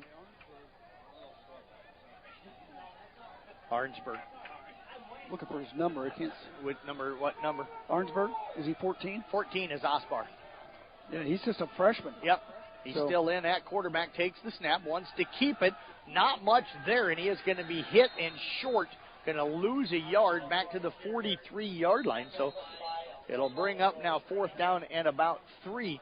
And I'm guessing the Vikings are going to take a timeout here, Doug. And that is going to be, I think, their final timeout here at the half. But they've got a decision to make here. It's going to be 4th and 3. They're at the Kuemper 44-yard line. 1:05 to go. With the way the Knights have been going offensively, you don't get this. You put them in a position maybe to score again. And, if you're AHST of Avoca Walnut, the Vikings, you get the ball to start second half. So the last thing you want to do is give up something here late in the half. Yeah, they don't definitely don't want to do that for sure. But they've just not done a good job of identifying where the good players are at. So Sternberg just seems to be able to get the ball in his hand and then get 7, 8, 10 yards just about every time he touches it, whether it's running, passing, however it is. Taking a look at some other scores right now, it is Glenn Ralston and Colonesco tied at 14 end of the first quarter. Also, 36-0 Audubon over Exira Kimballton at the halftime. We'll get you some other score updates. Don't forget our New Way Auto Group scoreboard web page. Now, it's a live website page on our website, so just go to the website. We've got Mason Nealon back there. He's collecting all of the scores from all of our area district games and updating them as the game goes on. So you just got to click refresh on that page to constantly be getting all the new updates that we're getting. So our local games and all of our district games. Osmar wants to throw. He looks down the field. It is complete. Making the catch is Baxter. And Baxter's going to break a tackle at the 5 and go in for the touchdown. A 44-yard touchdown play from Osmar to Baxter. And they strike here before the end of the half. Yeah, that's a really surprising and disappointing play for the Kuemper Knights because he just got inside our safeties and was wide open and threw the pass. It wasn't a long pass, maybe 15, 20 yards, and hit him in stride and in for the easy touchdown run. So now they will come on to attempt the extra point. Coming in again is Holtz. Holtz is 2 of 3 on those tonight. Low snap, gets the kick off, and that one just gets over the goalpost, and that is going to be good. It's 27-20 with 58 seconds remaining here in the first half. Our score updates again brought to you by Drees Company and Eco Water Systems.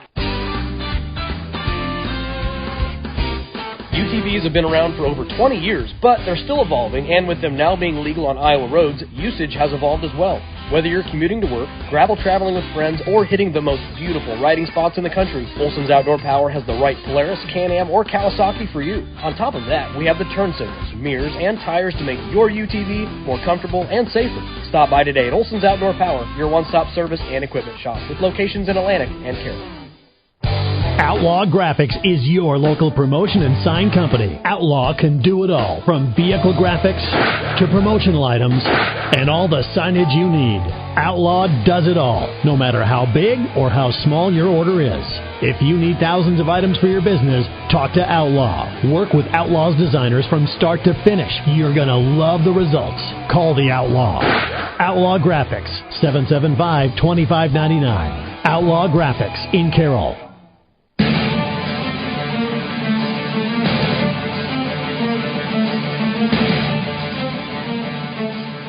Vikings set to kick it away. Baxter going to kick this one off for them. Ball spotted, of course, at the 40-yard line. It is going to be a squib kick. It is going to be picked up by the Knights.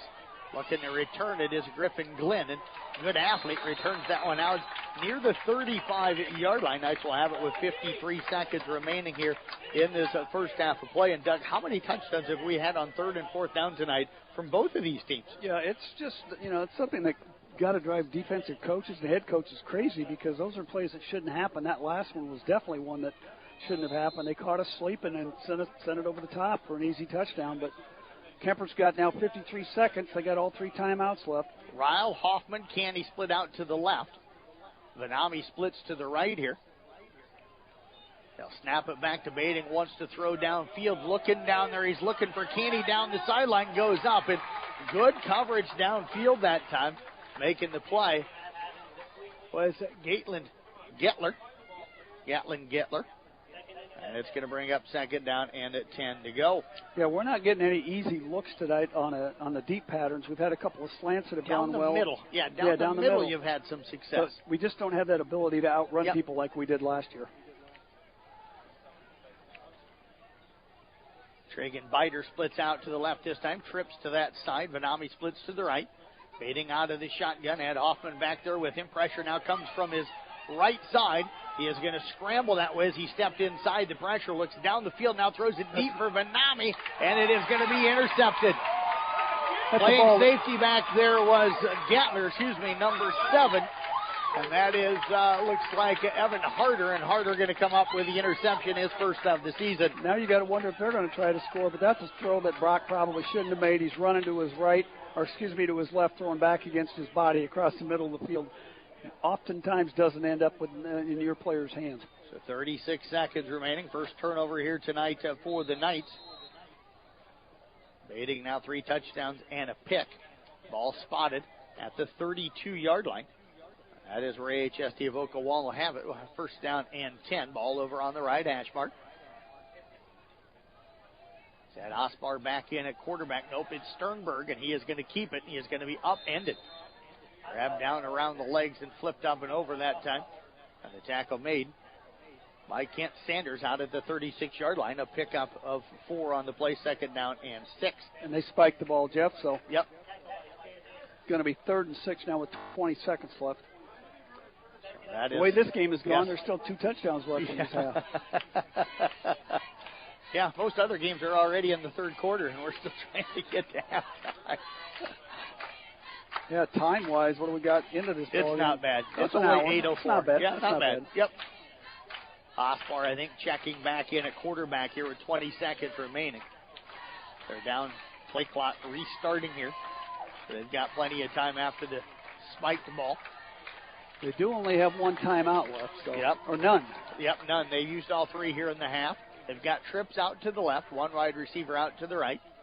Osbar out of the shotgun's going to take the snap, looks down the middle. He's got Baxter again, and does he catch it? No, he does not. Hit Mike Canny after he looked like he had squeezed it in. He lost it, never must have had possession of it. It's going to be a fourth down now and 6 with just 15 seconds left. And Doug, if you're the Knights here, come after it. Yeah, you come after this.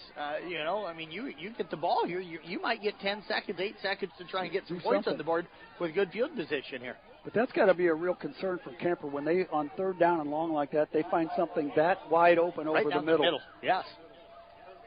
And to punt it away again is Osbar. He'll take the snap. Knights get with a little pressure. That is a very straight up into the air kick. It's going to come over to the Viking sideline, but it'll take a good bounce for them. It's going to end up going out of bounds at the Kuemper 35-yard line. So that took a very nice bounce for the Vikings that time. Knights will have 7 seconds remaining. And Doug, a little surprised that Kuemper did not get any pressure on that at all. No, we didn't. And it's just been kind of a lackluster performance so far from our, from the whole Kuemper team. We're, letting players get away from them that we shouldn't. Line play, has not been strong. Nice with it. Ball over here on the right hash mark. Vanami will split out to the right. Ryle Canny split to the left. Baiting out of the shotgun. Guessing we'll try to get 8 or 10 on first down here. Yep, try to get something here. And nope, Baiting's just going to take a knee, and that will end the first half of play.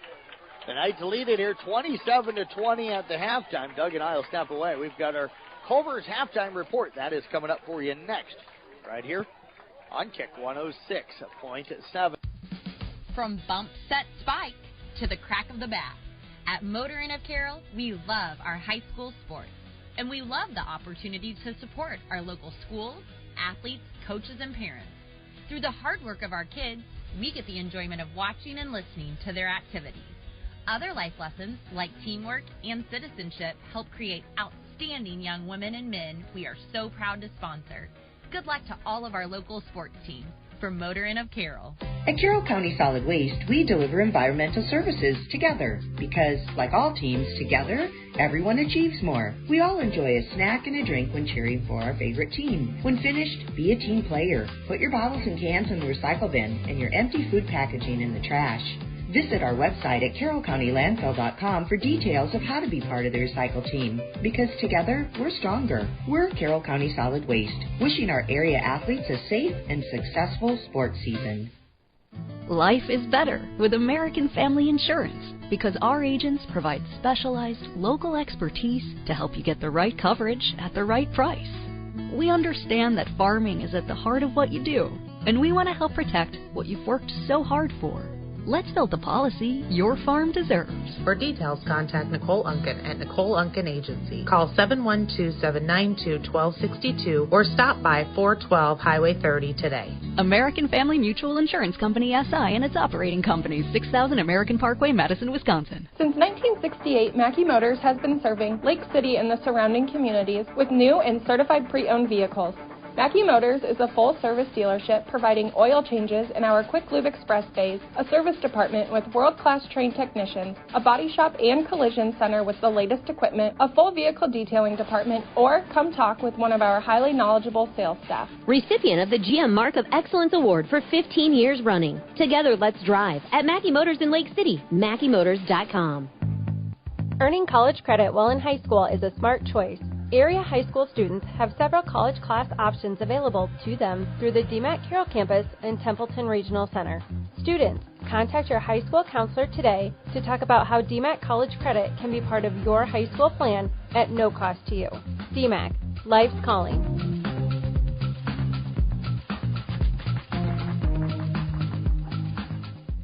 Napa is your trusted source for automotive parts, accessories, and know-how for your car, truck, SUV, and farm equipment. We offer a complete performance machine shop, extensive tool and equipment department, and hydraulic hoses while you wait.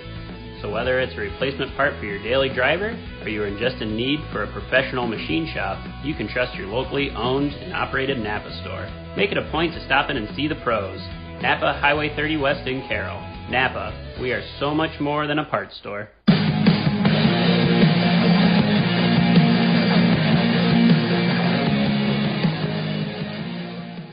halftime report coming up for you here on Kick 106.7. Jeff Blankman with you. Doug Wannergo will rejoin us here in just a little bit. Culver's again celebrating 40 years in business and at 12 years in Carroll. Culver's, welcome to Delicious. It's been an offensive explosion from both of these teams here tonight.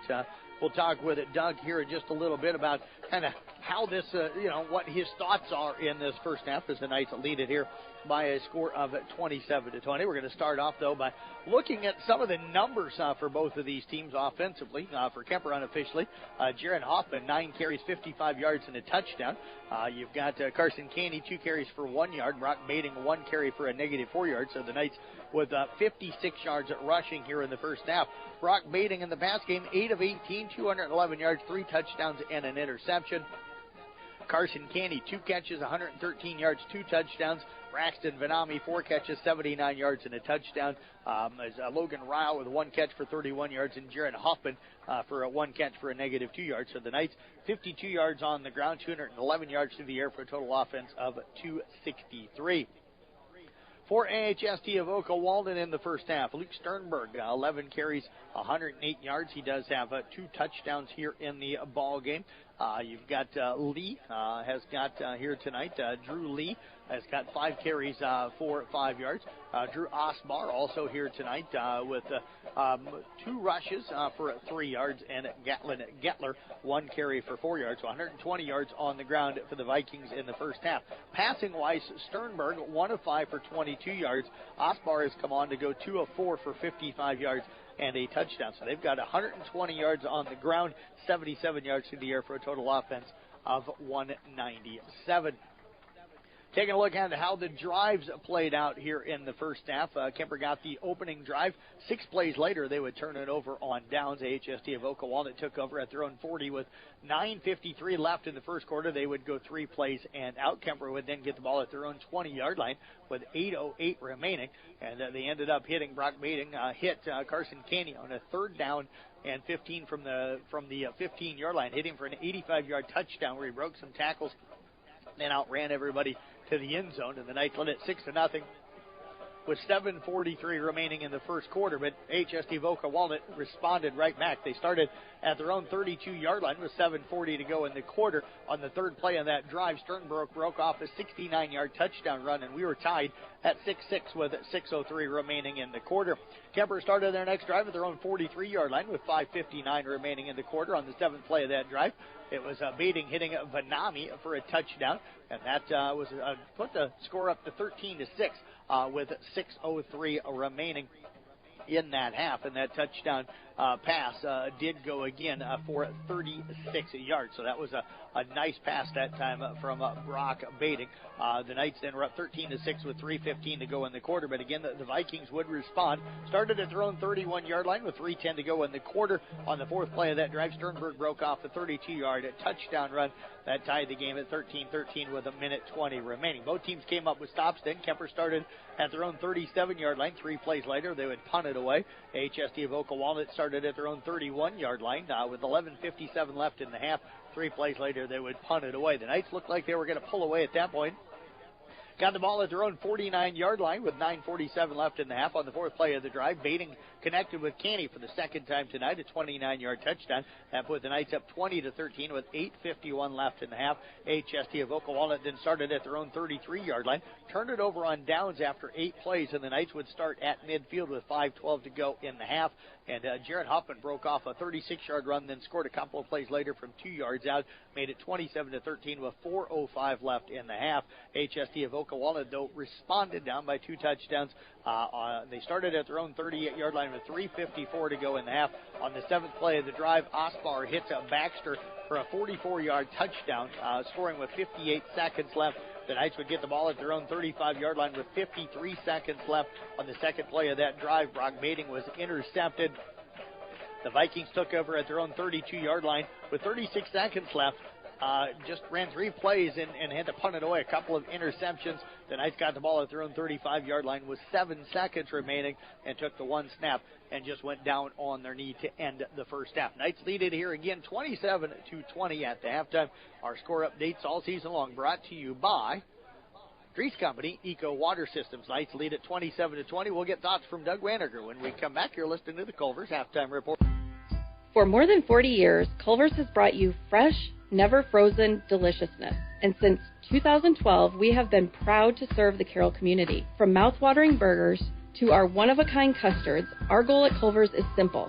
Satisfy your hunger with the highest quality products delivered to you with a smile. Whether you are a coach, player, or parent, Culver's is the perfect destination to build team spirit. Come celebrate 12 years in Carroll with us. Culver's, welcome to Delicious.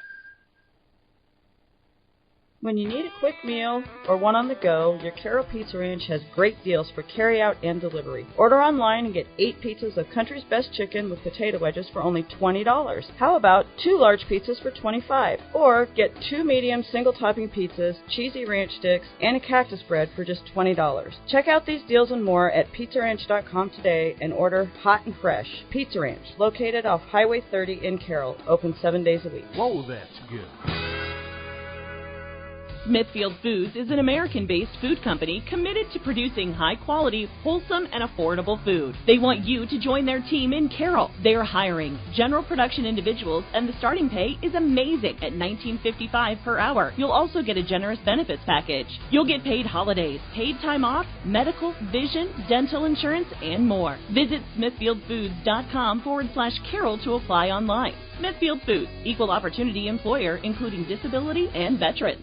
At Collins Aerospace, we believe in investing in our employees' future. That's why we are proud to offer our Employee Scholar Program. Whether you want to pursue a professional certificate or a degree related to the industry, we offer full tuition reimbursement and even paid study time. Our Employee Scholar Program is the perfect tool to help achieve the future you've been dreaming of. At Collins, we don't just want to offer you a job, we want to offer you a career and a future in aerospace. For details on the Collins Aerospace Employee Scholar Program, visit us at careers.rtx.com.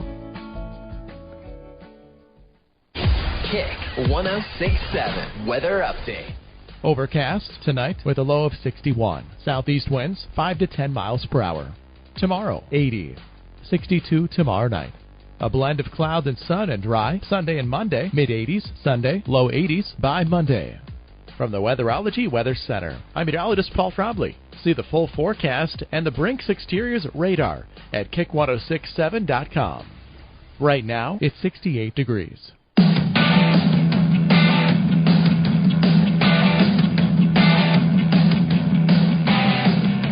Halftime report here on Kick 106.7, brought to you by Culver's, celebrating 40 years in business and 12 years in Carroll. Culver's, welcome to the Delicious. Jeff Blankman, Doug Waniger with you here. And Doug, at 27-20 right now in favor of Kuemper here at the halftime. But it's been kind of a crazy first half. We've had a lot of big plays on third and fourth down, and it's been a difference here tonight.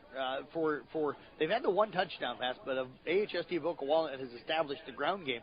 Kuemper's done the vast majority of their damage through the air. They had the 136-yard run from Jaron Hoffman to set up his short touchdown run, but otherwise haven't been able to move the ball on the ground. So it's been both teams striking big, but in different ways. Again, we're getting beat up front, like I said in that first game, and for us to establish the ground game, we're going to have to be able to block, block the interior part of the line out. But we've made some mistakes, just defensive coverage mistakes. We haven't been aggressive to the football. Offensively, maybe made some passes we probably shouldn't have thrown. I don't think we've dropped any balls or anything. Maybe one, but it wouldn't have mattered anything. But it just doesn't look like we're playing with the firepower that we had last week. We're going to have to pick that up here in the second half because you got to think about them. They come into this game without their starting quarterback. They've had to completely rejuvenate their offense, and they're only down 27-20 and knocking on the door. We talked about that with Sukup gone tonight. The Knights found out about it when they got down here. How much did that impact the way they've played defense and the focus? Because it's been the tackling. They've had tackling issues, and I'm not taking Sternberg's a heck of a runner. Yes. He's broken some tackles. He's run through some guys. So I've really been impressed with him tonight. But you've seen some missed tackles downfield, something that it didn't sound like you saw last week. Yeah, it's like we're not playing with that extra, whatever it is, that it factor, where everybody goes to the football. And, like you said, you come down here and find, their starter's not playing. These are 15, 16, 17, 18-year-old kids. That stuff gets in their head. Well, this might be a little easier than we thought. But, Coach Steinkamp doesn't want them to think that way, but that's kind of the natural reaction. Well, we don't have to worry about him. You and I were talking here before we came out of the break. If you're the Vikings, do you go back to Osmar, who looked like he could throw it a little bit better and is capable of running, or do you put Sternberg back in at quarterback? You can still use him in the run game if he's not a quarterback, but he hasn't seemed to be as effective in the tailback spot tonight as he was when he was kind of running the Wildcat at the quarterback spot. I'm not sure which one they're going to do. I think it probably depends on what direction they're going, whether they're going into the wind or with it, but they've had success both ways, and like you said, ground game always works in the wind, yeah, right? and success, like you said, success, and this is where it's lack of focus from the Knights' standpoint is success on 3rd and long, 4th and long, big plays for touchdowns that just shouldn't happen. So it'll be interesting to see if we get a mental check here and come back with a different firepower in the second half. And Brock Bading's passing numbers, yardage-wise and touchdown-wise right now look good. 3 touchdowns, 211 yards. But under 50%, what does the Knights do? Even though they've passed it well, they're leading here at the halftime. What do they got to do to crisp it up, that passing game? I mean, you're 8 of 18. Those aren't dynamite numbers. Well, you got to remember 8 of 18, with one of those being a short 10-yarder over the middle that got broke for an 85-yard touchdown by Carson Candy there in I think it was the first quarter yet. Yep. But, you take that out of there, then all of a sudden those numbers don't look so fancy. But, possibly, and again, it depends on whether we're going to go with the wind or against it, but shorten the game up a little bit. One thing we're struggling with this year that we didn't struggle with last year is getting separation for our receivers and giving a wide-open target for Brock to hit, because it's a little bit tougher to hit these guys when they're under the gun like they are tonight. And give credit to our opponent. They're doing a good job of blanketing all of our receivers. 2 good football teams squaring off tonight here on Kick 106.7. Knights lead at 27-20 at halftime. Again, our score updates brought to you by Dries Company, Eco Water Systems. We're back with more of our Culver's halftime report coming up after this time out on Kick 106.7. For over 50 years, Pringer's Lumberland has been your trusted destination for all things furniture and flooring. Hi, it's Matt Pringer, 3rd generation in our family-owned business. We understand the importance of creating spaces where memories are made and cherished. Our commitment to quality craftsmanship, personalized service, and unbeatable value has made us a staple in the community. Pringer's Lumberland is more than just a furniture store. We're part of your community, and when you shop with us, you're not just furnishing your home, you're investing in the livelihood of your neighbors. Pringer's Lumberland, Highway 30 West in Carroll. Looking to boost your brand? Top Loft makes it easy with custom online stores for businesses, sports teams, and organizations. Enhance your brand's visibility with a tailor-made store showcasing your logo, colors, and designs. Enjoy endless customization options. Choose styles, colors, and add your unique touch to every product. Plus, their streamlined ordering system ensures a smooth experience for you and your customers. Elevate your brand with Top Loft in downtown Carroll, or visit toploftclothing.com and start building your online store today. Financial planning can be easy to avoid, but in these uncertain times, it should be your top priority. Now is the time to put Silverleaf Wealth Management on your team. Whether you want to plan for retirement, better manage your investment assets, or fund your kids' education, Silverleaf Wealth Management can help you discover, design, and implement a plan for pursuing your goals. Visit us online or schedule a consultation with me, Ann Slechta, today by calling or texting us at 712-775-2251. This is Silverleaf Wealth Management of Carroll, Iowa. From footings to framing to finish, for farm, home, or commercial, Wall Lake Lumber Company has been proud to help our communities grow. With 4 convenient locations and one of the largest building material inventories in the area, we are sure to be able to fill all your building needs. From project design and estimating to friendly advice, we can't wait to be part of the process for you. Wall Lake Lumber, with locations in Wall Lake, Lakeview, Odebolt, and Carroll. We're not your grandpa's lumberyard.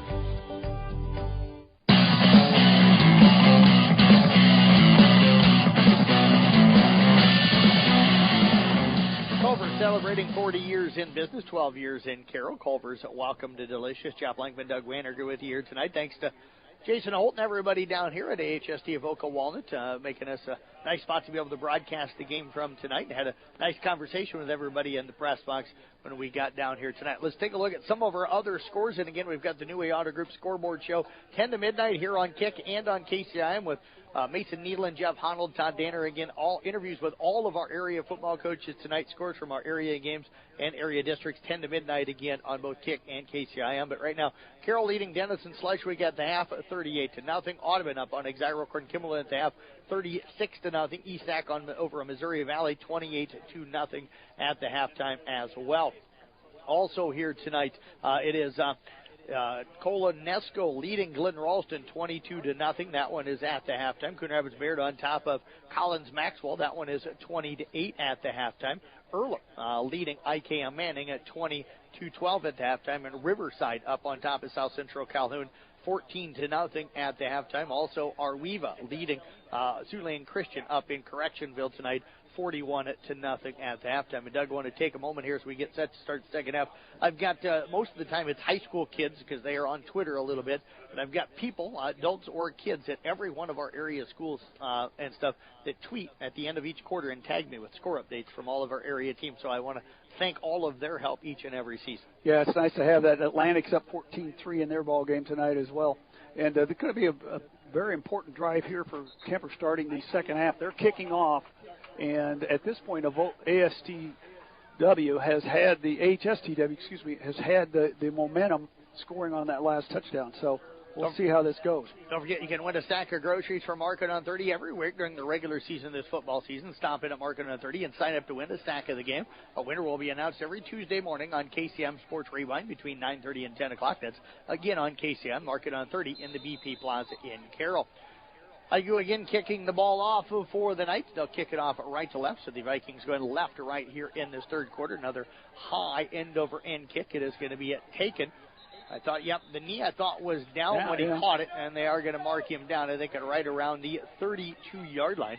And that is where the Vikings will have it, first down and 10 as we get this second half underway. Now the Knights are kind of doing the same thing that AHSTW is doing on these kickoffs. Nothing's long because they can't get it to the end zone, so they're kind of doing these short pooch kicks, almost like a pooch punt, trying to get under it and get good coverage. And in that case, they did for the most part, downing the ball at the 32-yard line. And it looks like Sternberg coming back into quarterback here to start this second half of play. They used him extensively in the first half until about midway through the second quarter when they got down 27-13. They brought Osbar in. I thought we might adjust and go to a four-man line, Jeff, but we're staying with the three-man line and four linebackers. Sternberg out of the shotgun, sends Lee in motion.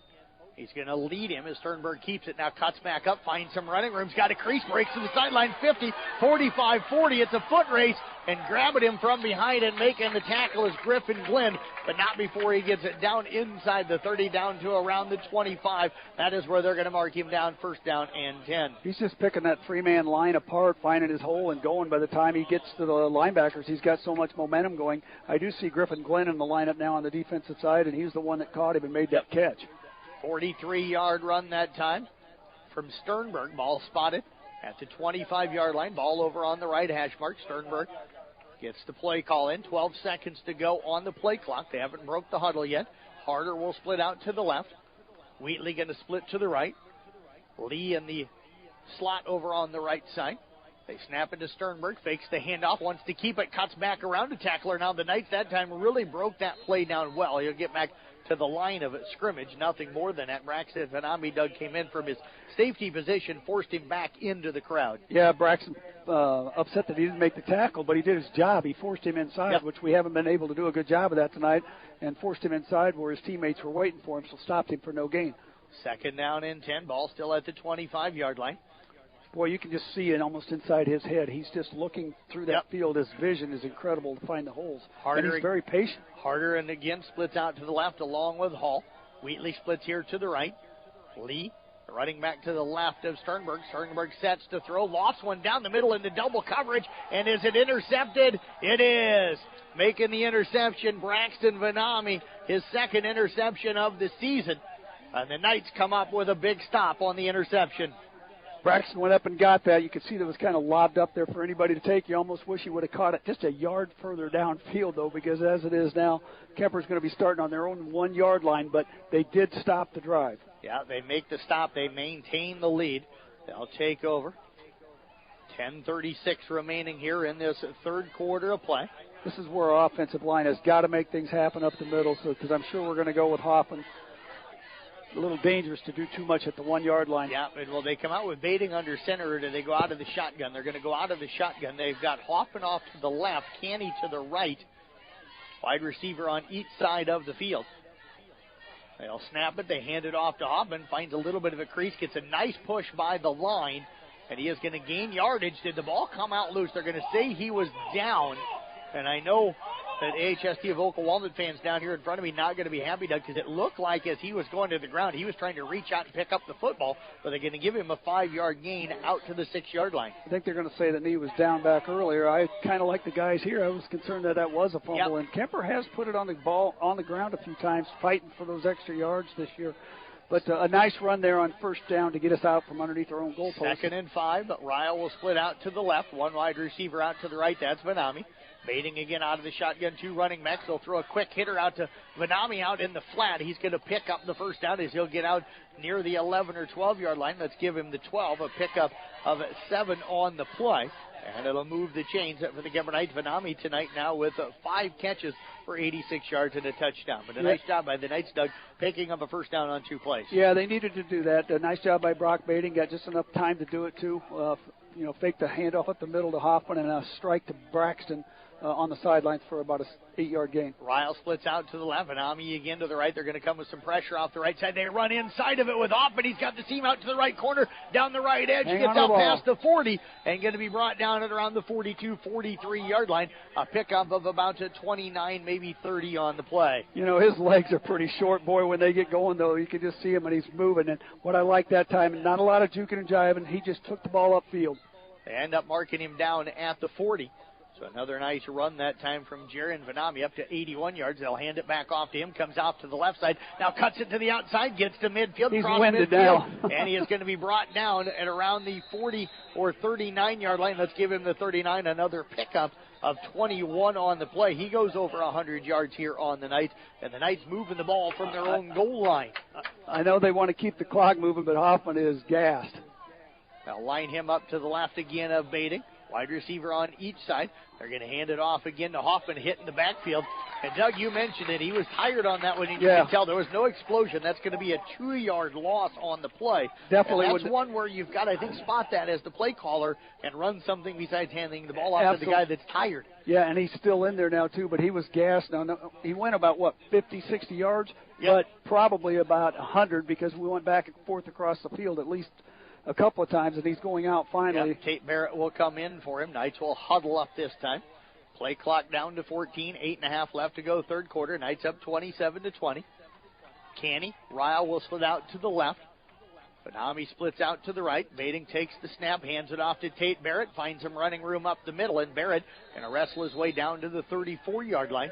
A pickup of 5 on the play. First carry for him here tonight. 6th play of the drive that started at the Knight 1-yard line. Coming up, 3rd and 5 for the Knights. Ball in the middle of the field. Awfully big possession if we can put this ball in the end zone. 3rd and 5 right now from our own 30, or from the AHSTW. AHST Voca, yep. 34. Vanami will split out to the right. Ryle, Canny split to the left. Bating out of the shotgun. Takes the snap. Rolls to his left, throws a quick hitter. It's caught by Canny. And Canny going to be knocked out of bounds inside the 25, down to the 23-yard line. A pickup of 11, and that is going to move the chains. Bating now up to 229 yards on the night. Big first down there, and something that the fans don't see is Brock, that snap was kind of errant. He had to reach out with his right hand and pull that thing in. That's where we're playing basketball. Probably helps a little bit. Comes in handy a little bit. But Ami again will split out to the right. Hoffman back in the game. Yep, Canny. Ryle split here to the left. Hoffman lines up to the left of Bating, who wants to throw out of the shotgun, throws it complete to Hoffman, who just sits down at around the 15-yard line. A pickup of 8 on the play. Looks like he sat down, but I think he just slipped and said, well, I know I'm down. So but it was with his second catch, a nice pass, and was a good play going outside so that maybe set up something inside this time. Yeah, I think he stopped to try and make a cut, and as he stopped, he kind of squatted. Yeah, it just went down. It looked like he just sat down, didn't it? Yep. So it's going to be 2nd down and 2 now. Canny, Vanami will split out to the right. Ryle splits to the left.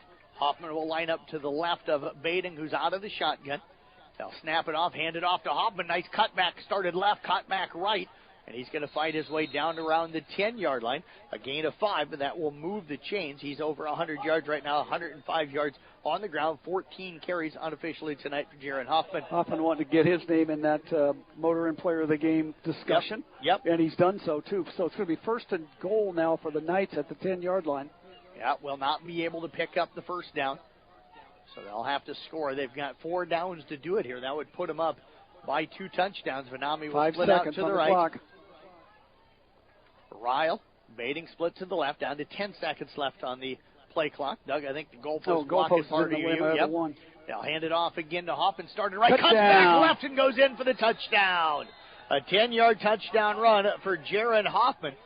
And the Kuemper Knights have extended the lead here to 33-20 with 6:23 remaining in the third quarter. Yeah, watching that run, he just, first off, we had a nice hole, but then when it started to close, he just turned to his left and turned on the jets, and nobody was going to touch him by that time. He was in the end zone.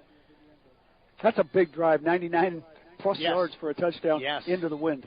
Maybe the biggest drive of the game here. Mayhall on to attempt the extra point, trying to extend this to a 14-point game. There's the snap, the hold down, the kick is up. It is good. And the lead is 34-20 in favor of the Kuemper Knights. 6:23 remaining. Our score updates again brought to you by the Dries Company, Eco Water Systems. Back in 1 minute here on Kick 106.7. Hello, this is Dr. Michael Dirks, orthopedic surgeon with St. Anthony's. I'm excited to have joined the team here at St. Anthony's, your local sports injury experts. We perform knee arthroscopy with ACL reconstruction and meniscus repair, as well as shoulder arthroscopy with rotator cuff and labral repair. If you're suffering from hip, knee, or shoulder pain, give us a call so we can get you back to the playing field or back to the activities that you love doing. St. Anthony Orthopedics, located on the St. Anthony campus. St. Anthony Regional Hospital. Always look to the cross. Always St. Anthony. Since 1925, Eco Water Systems has been proud to provide the Carroll area with the level of quality and service their customers deserve. Now, Dries Company could not be more excited to continue that tradition. That's right, Eco Water Systems is now Dries Company Eco Water Systems, combining 2 names you know and trust to provide you with the absolute best in your water needs. Dries Company Eco Water Systems. Call us today, 712-792-3434, or stop in and see us at 609 North Carroll Street. Let's solve your water issues together.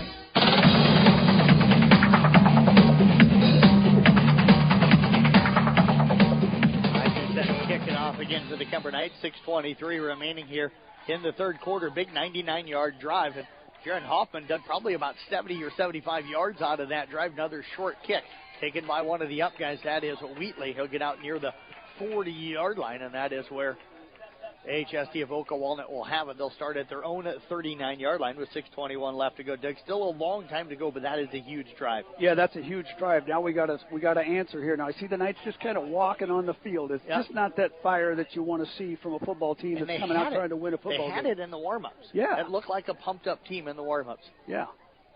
So let's see. You got to remember the last time AHSTW, the Vikings, had the ball, it went 67 yards on the first run of the second half. So we've got to get a stop. Last year, 21-14 in overtime. So this game a long way from being over. Sternberg out of the shotgun. They're going to snap it. That's going to lob it out. It is complete. Making the catch is Zeb Hall, going to be hit at the 41-yard line. That'll be a pickup of just 2 on the play. It'll bring up second down and about 8 yards to go. Good tackling that time on the perimeter for Kuemper. Yeah, Carson Candy came up and wrapped up on that one. He had that one right from his sights from the start, so they only gained 2 yards. Yeah, nothing fancy in the pass game on that one that time, just getting him out into the flat. Wheatley now going to split out here to the right. Harder splits out to the left. Kuemper staying in that 3-man down line. Sternberg out of the shotgun. A low snap goes down and gets it, goes straight up the middle. On a quarterback dive, he'll get out to the 45-yard line, a pickup of 4 on the play. Much better. That'll bring up third down. We'll call it 4 yards to go. Much better job of the Knights from the linebacker's position of filling in that hole. So, again, a big play, 3rd down and 4 for the Vikings. And you got to guess who's probably going to be seeing the football here. Yeah, absolutely. We are coming to you live here as well from the Gatorade broadcast booth, distributed by Pepsi Beverages. Gatorade helping athletes fuel, recover, and perform. Harder going to split out to the left. Wheatley splits out here to the right. Got twin receivers to the left. Sternberg again out of the shotgun. Running back lined up to his left side. That is Lee. Sternberg wanting to throw. And some pressure comes, throws back across the middle. It is complete. Doing a nice job that time, Zeb Hall, Doug, of setting down in that defense and just finding an open spot and getting himself open, and he was able to make a catch for the first down. Yeah, Hall's a good receiver. He was a good receiver for the Vikings last year. And, again, another big pickup on third down. Kuemper not getting the rush on the quarterback that they need to, and he just kind of sat back there and just threw a little dart over the middle. Ball going to be spotted in the middle of the field, Harder. And Hall will split out to the left. Wheatley will split out here to the right. Baxter in the slot on the right side. Sternberg out of the shotgun. They fake the handoff to Lee, and Sternberg trying to find the outside. Again, finds that right edge, Doug, and dives down inside the 40 down to the 39-yard line. Pickup of 6. His patience and the blocking that they're getting on that right side, that's been the key for them tonight on that run game. Yeah, it doesn't look like we're guessing. We're just leaving an empty hole wide open for him every time he comes to this left side. He cuts inside and, comes to the outside and then cuts inside. Yeah. There's always seems like there's 6, 8, 10 yards there. Somebody's not filling from that linebacker position or something. Right side of the Viking offense, left side of the Kuemper defense. Sternberg again out of the shotgun. Going to snap it again, trying to go right up the middle. Again, cuts it to the right. He's going to pick up enough for the first down as he gets inside the 35, down to the 33-yard line. Needed 4 and got 6, and they'll move the chains. And, Doug, they've answered every time Kuemper's looked like they could pull away and got up by 2. They've been able to answer. They're trying to do it again here. Last time, though, Kuemper came up with a big stop. Yeah, you think that 99-yard drive would really pump us up and maybe deflate them a little bit, but it hasn't. They've come back, and they've stayed with their game plan. Great tradition down here of winning, so they're certainly not going to back away. Sternberg again out of the shotgun. Rolls out this time to his left. Wants to throw. Dio gets some pressure on him. He'll slip that tackle. Now slips another one. Gets the sideline and eventually knocked out of bounds, but inside the 30, down to around the 26-yard line. Picks up 8, Doug, on what looked like a play that wasn't much there. Well, our defensive backs and linebackers can only keep up so often. We're just not getting any pressure. Again, that 3-man line, they're keeping us out, so he's kind of standing back there and just looking for an open target, and then when there isn't one there, after 5-6 seconds, he takes off and runs it, and there again gets 6-8 yards again. We've up 47-0 now on Siouxland Christian, heading to the fourth quarter. 3:16 to go here in the third. 2nd and 2 for the Vikings. They're at the 26-yard line. Ball over on the left hash mark. Twin receivers into the right. They'll hand the football off. And no running room that time. Osbar had come in at the quarterback position, handed it off to Sternberg, tackled right at the line of scrimmage, and it'll bring up 3rd down and 2 to go. Again, going to be 2-down territory here for the Vikings, but very seldom have they needed that 4th down on these 3rd and shorts. They've usually picked it up. 2:51 left here in the 3rd quarter of play. The Knights now. And the Vikings, Doug, taking their time on offense, and there's no hurry for them, which is certainly understandable. They want to shorten this game up a little bit. Yep. They're down 2 touchdowns, though, driving for, to get within 1. They're going to throw it with Osbar. It is complete out here.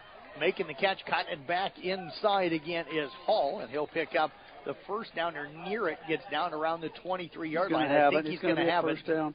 There again, our defensive backs and linebacker on that side just over-pursued on the receiver, didn't keep him in front of him. He kind of did a juke step to the right, stepped inside to the left, picked up that extra 2 yards that it took for the first down. So they're going to be in business with a first down at the night 23. And Hall making his 4th catch of the night here.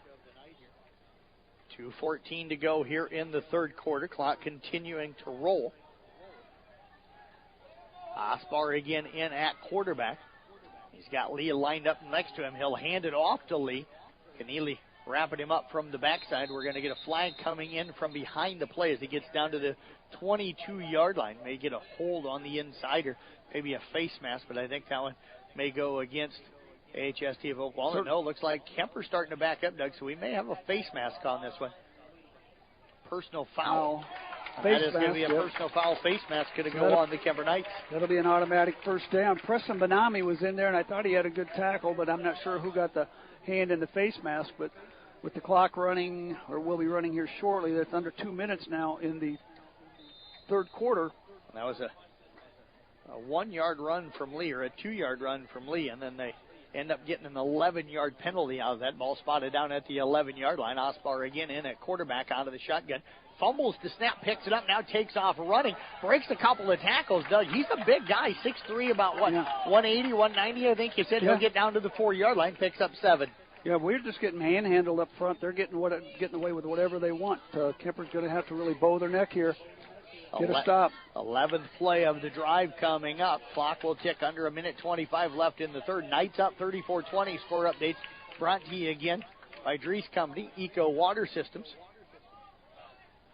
Their line up front is very efficient at blocking. Very good. The technique is really, really good.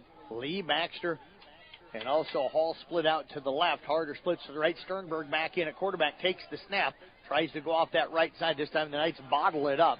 Tackle going to be made right at around the 3 or 4 yard line, maybe a gain of a half a yard. Let's give him nothing on the play. Barrett and it'll Sanders. bring up. Third down now and about 3 yards to go. I've got Sternberg unofficially 19 carries, 175 yards on the night. Yeah, they can get a first down at the night 1.5 yard line, maybe 2. Again, they'll split 3 wide receivers. Actually, backs are going to go in the slot on the left side. They've got Hall and Lee split out that way. They're going to snap it to Osbar, who hands it off to Sternberg, and he's going to fight his way in for the 3-yard touchdown. Yeah, they're making it look easy. And again, you're seeing a lot of fight from these Vikings. Remember, they're without their starting quarterback, who has created a lot of their offense, and doing it without much of a passing game. And made it look easy, at least on the first 2 drives. The first one ended up in a turnover, but after they went 60 yards. Third touchdown run for Sternberg tonight. And they're an extra point away from having this be a 7-point ball game. Holt in to attempt the extra point. Knights come with some pressure, almost got to it, but the kick is up and good. And our score is 34-27. We'll step away, take a break. Back with more Kemper football coming up here on 106.7. Our score updates again brought to you by Drees Company, Eco Water Systems. Hi, this is Michelle from Midwest Wholesale. Kitchen cabinets by Birch Manufacturing are built to inspire. We believe that every kitchen tells a story, which is why these cabinets align with your home's beauty. We offer a variety of different finishes, wood selections, along with accessories to create a customized style. And here at Midwest Wholesale, we've been designing cabinets for so many years and designed thousands of kitchens, bathrooms, and mudrooms in our area. Trust the experts with Kitchens Plus by Birch and Midwest Wholesale. How you want it, when you want it, where you want it, we deliver.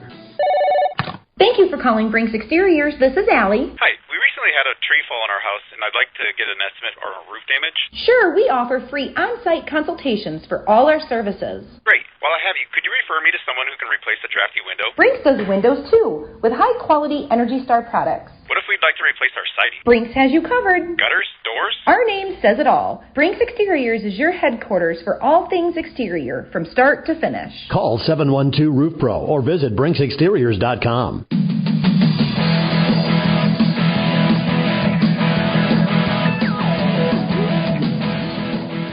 Big answer that time for AHST Avoca Walnut. 27 seconds left here in the third quarter. And Doug, sometimes you get a 99-yard drive and things go well for you on that next defensive possession, but the Vikings that time came out and just controlled the line of scrimmage, and 12-play drive to cut it to a 7-point game. Yeah, and they made it look pretty easy, very methodical, but made it look easy.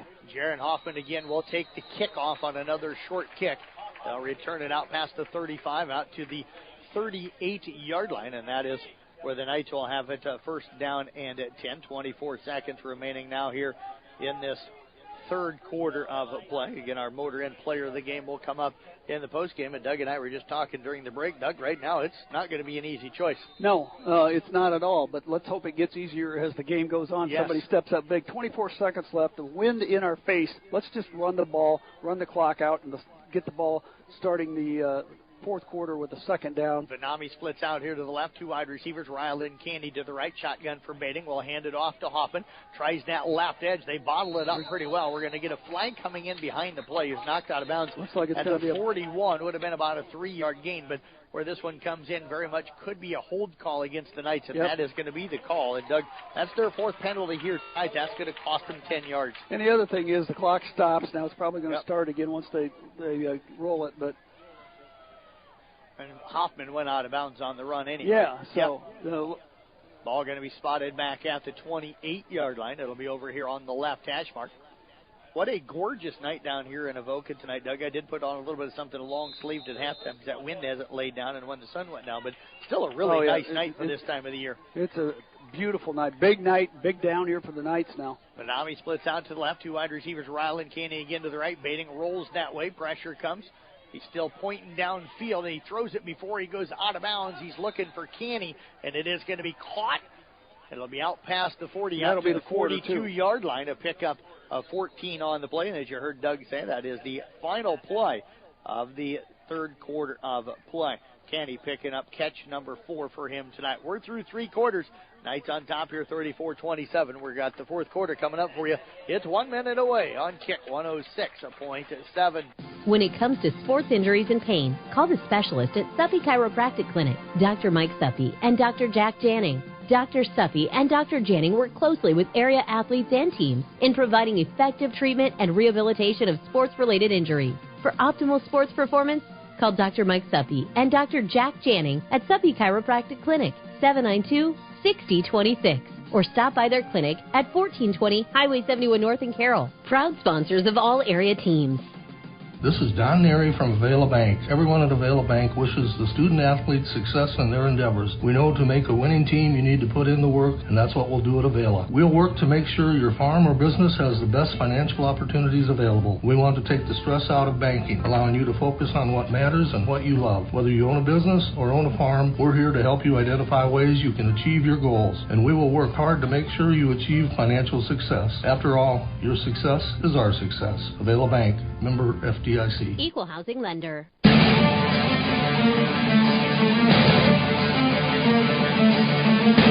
going left and right across your radio dial as we start the fourth quarter of play. 2nd down and 6 from the 42-yard line. They'll hand it off to Hoffman. Find some running room up the middle, but only going to pick up 2. That hole closed quickly, and it's going to bring up 3rd down now and 4 yards to go. Yeah, really big down here for the Knights. They've got to get some momentum back because we have not been able to stop the Vikings and only up a touchdown with a quarter to play. We've got to be able to put another touchdown. We've got to keep some space between us. They'll give him the 45, a pickup of 3. Bating goes over to the sideline to get the play call. Sundrip and Barrett will check out. Canny in the game. Biter in. He'll split out to the left along with Vanami. You got Ryle and Canny split to the right. Baiting out of the shotguns. Got Hoffman lined up to his right. Takes the snap.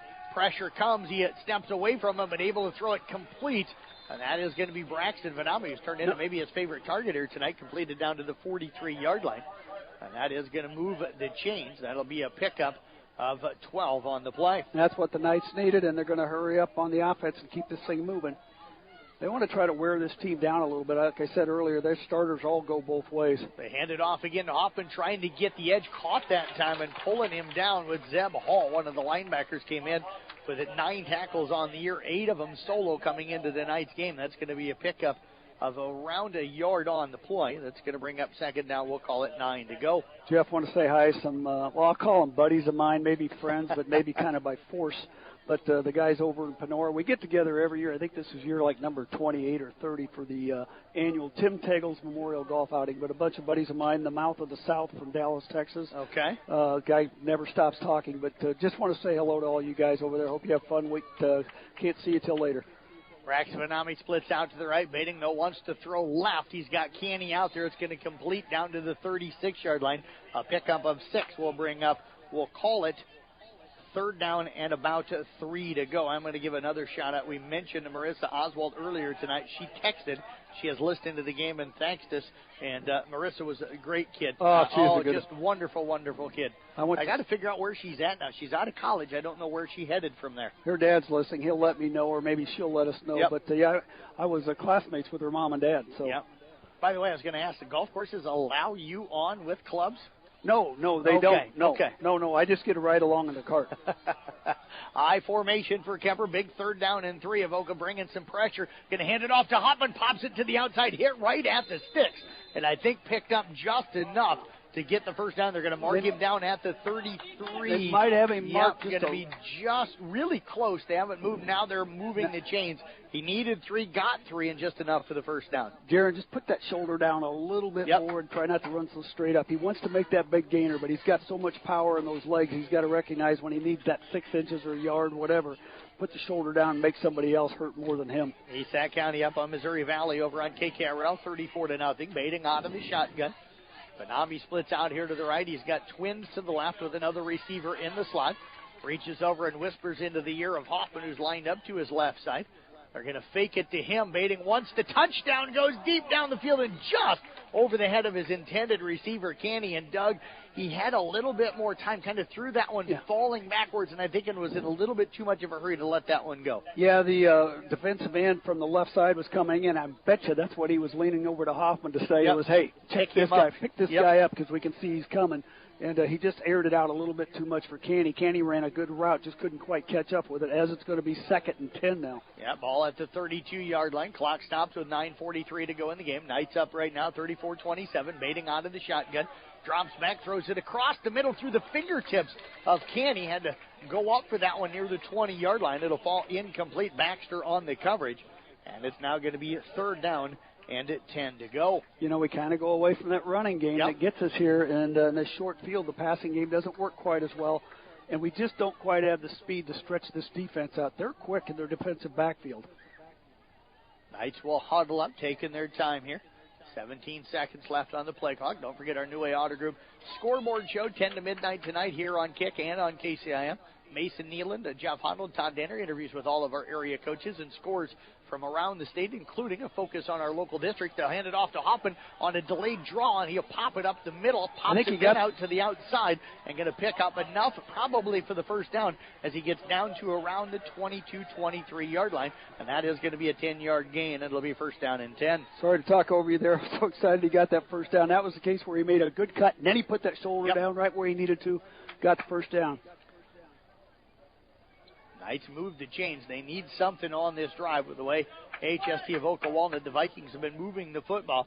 Kemper's got to kind of know you got to score on almost every possession. 9:08 left now. Yeah, Benami, Canny will split out to the right. One wide receiver split to the left. Baiting out of the shotgun. Takes the snap. Hands it off. Hoffman tried the outside to the left. He's going to pick up maybe 2.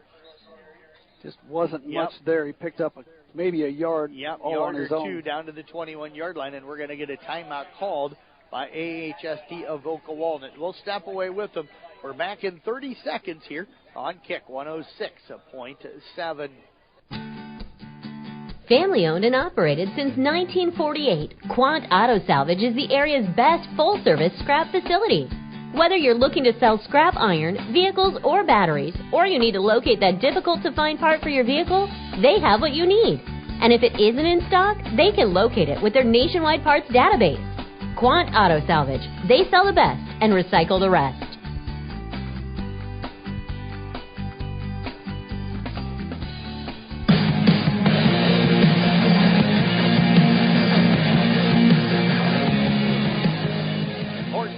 For the Kuemper Knights here on Kick 106.7. They face a 2nd and 9 from the Viking 22-yard line. 8:50 left in regulation here. The Knights up 34-27. Doug, the Knights have not trailed in this one. They've been tied a couple of times, tied at 6 and then tied at 13, but got up 27-13. Ever since then, they've either been up 14 or up 7. Got an opportunity here to push this to a 2-possession game again. And again, they can take some time off of the clock down here as well. Yeah, this is a really good 1A football team in AHSTW. Yeah, ranked number 6 in the latest poll that came out.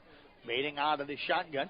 Hands it off. Hoffman starts up the middle, pops it to the outside, slips a couple of ankle tackles, and fights his way, still dragging guys with him, and dives down at the 6-yard line, a pickup of 16 on the play. And they think they have found maybe a running back in Jaron Hoffman. Well, they popped the line. The line popped him, but he did a lot of that on his own. Just, he keeps his feet churning, keeps them moving.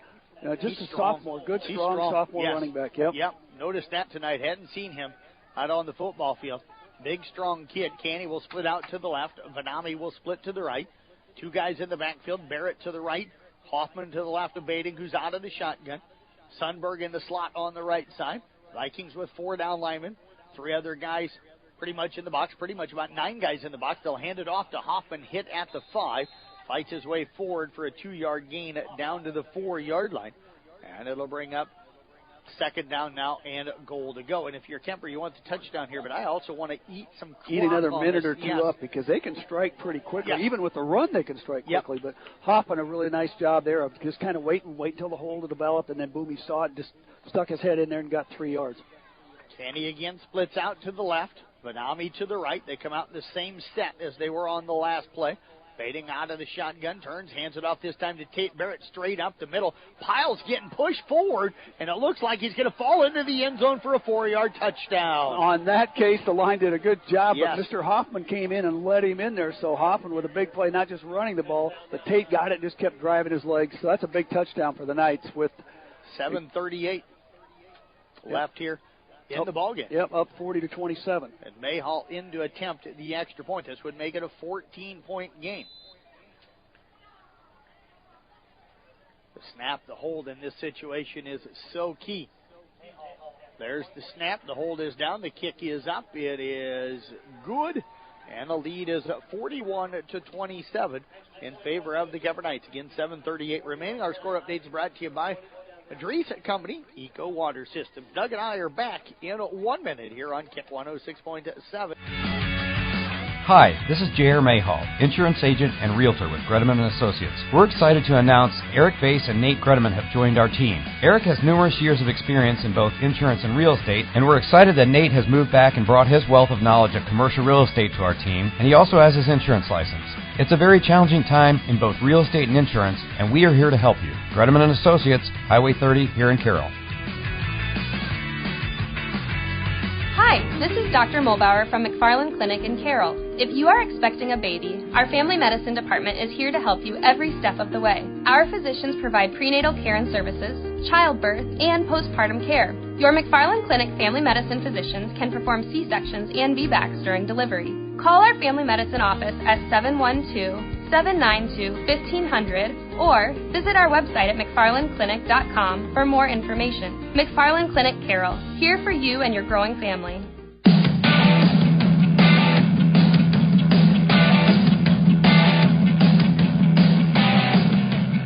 Somebody alive here from the Gatorade broadcast booth distributed by Pepsi of Beverages. Gatorade helping athletes feel, recover, and perform.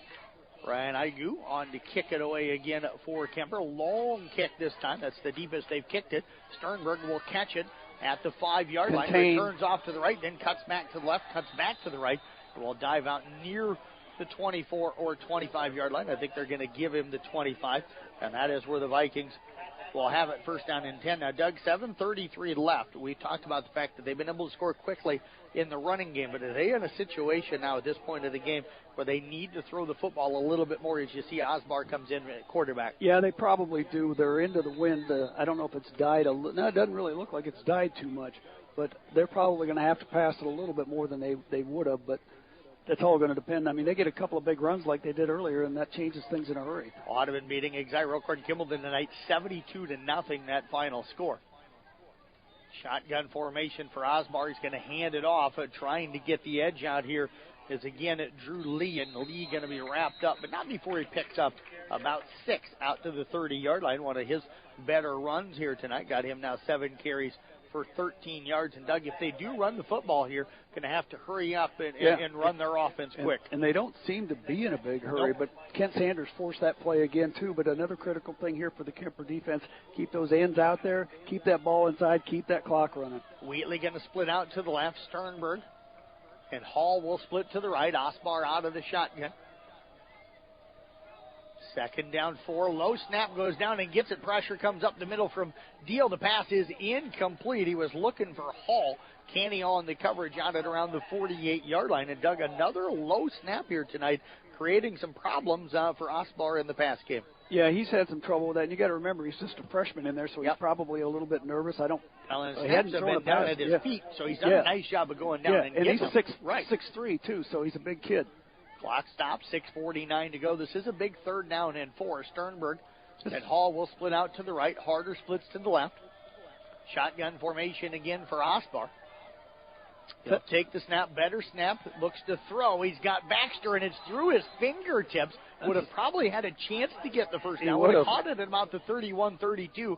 Needed to get out to the 34, but Doug, now it's fourth down. They got to go, time. don't they? You got to go in this situation. Yeah, there's 6:46 left, and Osbar is their punter. Looks like they're going to punt, but yep. And Osbar is their punter. And they are lining up. So you got your quarterback right now, also your punter. So the Knights have to pay attention to this. Candy back. He's going to be setting up at around the 50. I think he's okay if the ball goes over his head. They just don't want to give up any kind of a first down here on any kind of a fake. Osbar is going to punt it away. Just get out of the way. The Knights will let it roll.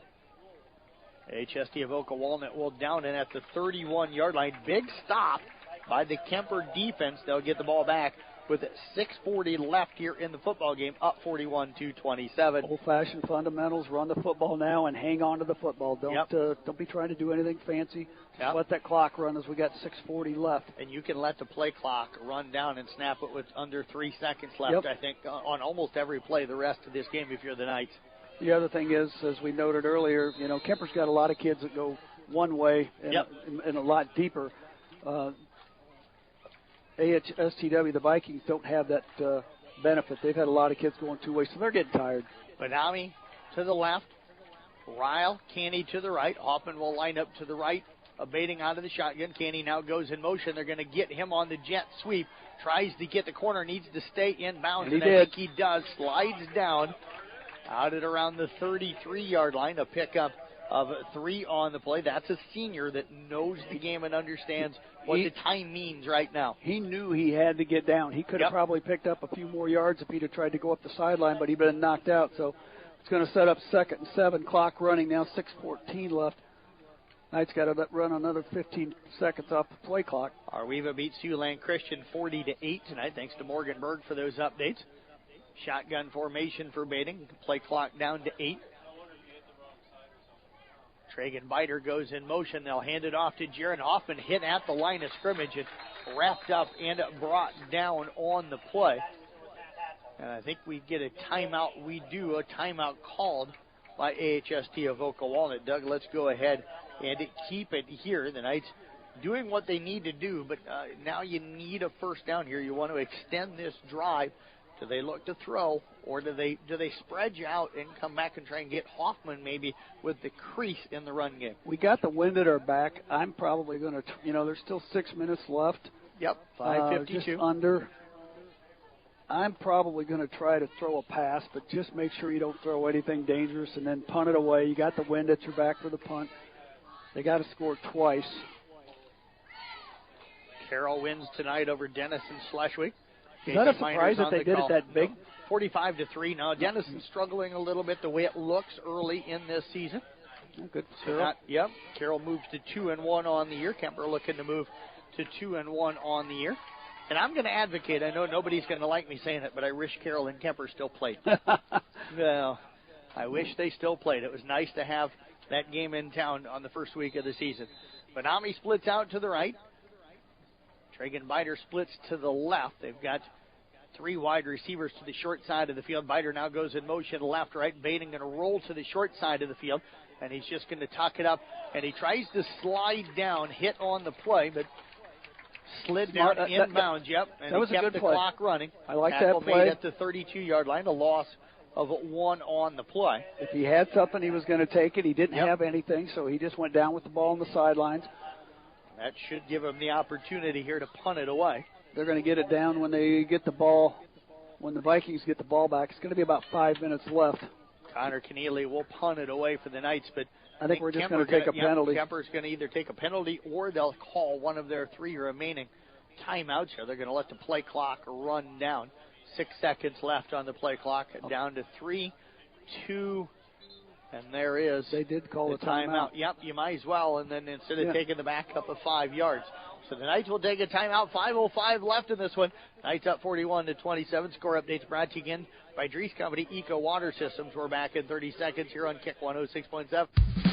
From bump, set, spike to the crack of the bat, at Motor Inn of Carroll, we love our high school sports, and we love the opportunity to support our local schools, athletes, coaches, and parents.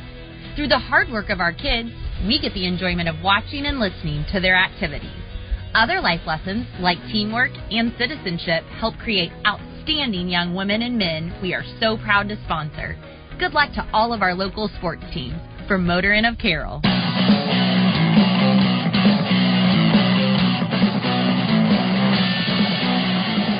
Connor Keneally takes the punt. Luke Sternberg takes the punt from Connor Keneally on a high hop, Doug. Almost got up over the top of him. He had touched it, but able to gather it in. This is a nice return out to the 42-yard line, and that is where AHST Avoca will have it with 4:54 left here in the football game. We didn't play that punt return or that punt coverage very well because we gave him a lot of open room by himself, and that's just not fair to do that to your defenders. Yep. He's too dangerous, too good to let him get the ball in that situation. Sternberg will split out to the right. Osbar in at quarterback. He's going to look to throw. Throws it out to Sternberg. He'll make the catch on the wide receiver screen, and the Knights read it beautifully. Tackle going to be made pretty much at the line of scrimmage. No gain on the play. It'll bring up second now. Let's call it 10 yards to go. Good penetration by Tate Barrett on that screen pass. As he tried to cut it back into the middle from the outside. Barrett caught him and forced him back outside, and the rest of the Knight defenders were there to make that tackle. So clock running now with 4:25 left. Knights up by 14. They are going to give him a gain of 1 on the play. I'm surprised they're not in a bigger hurry. Yeah, I'm a little bit surprised at that as well. The play clock is down to 5 as they break the huddle. Osbar out of the shotgun.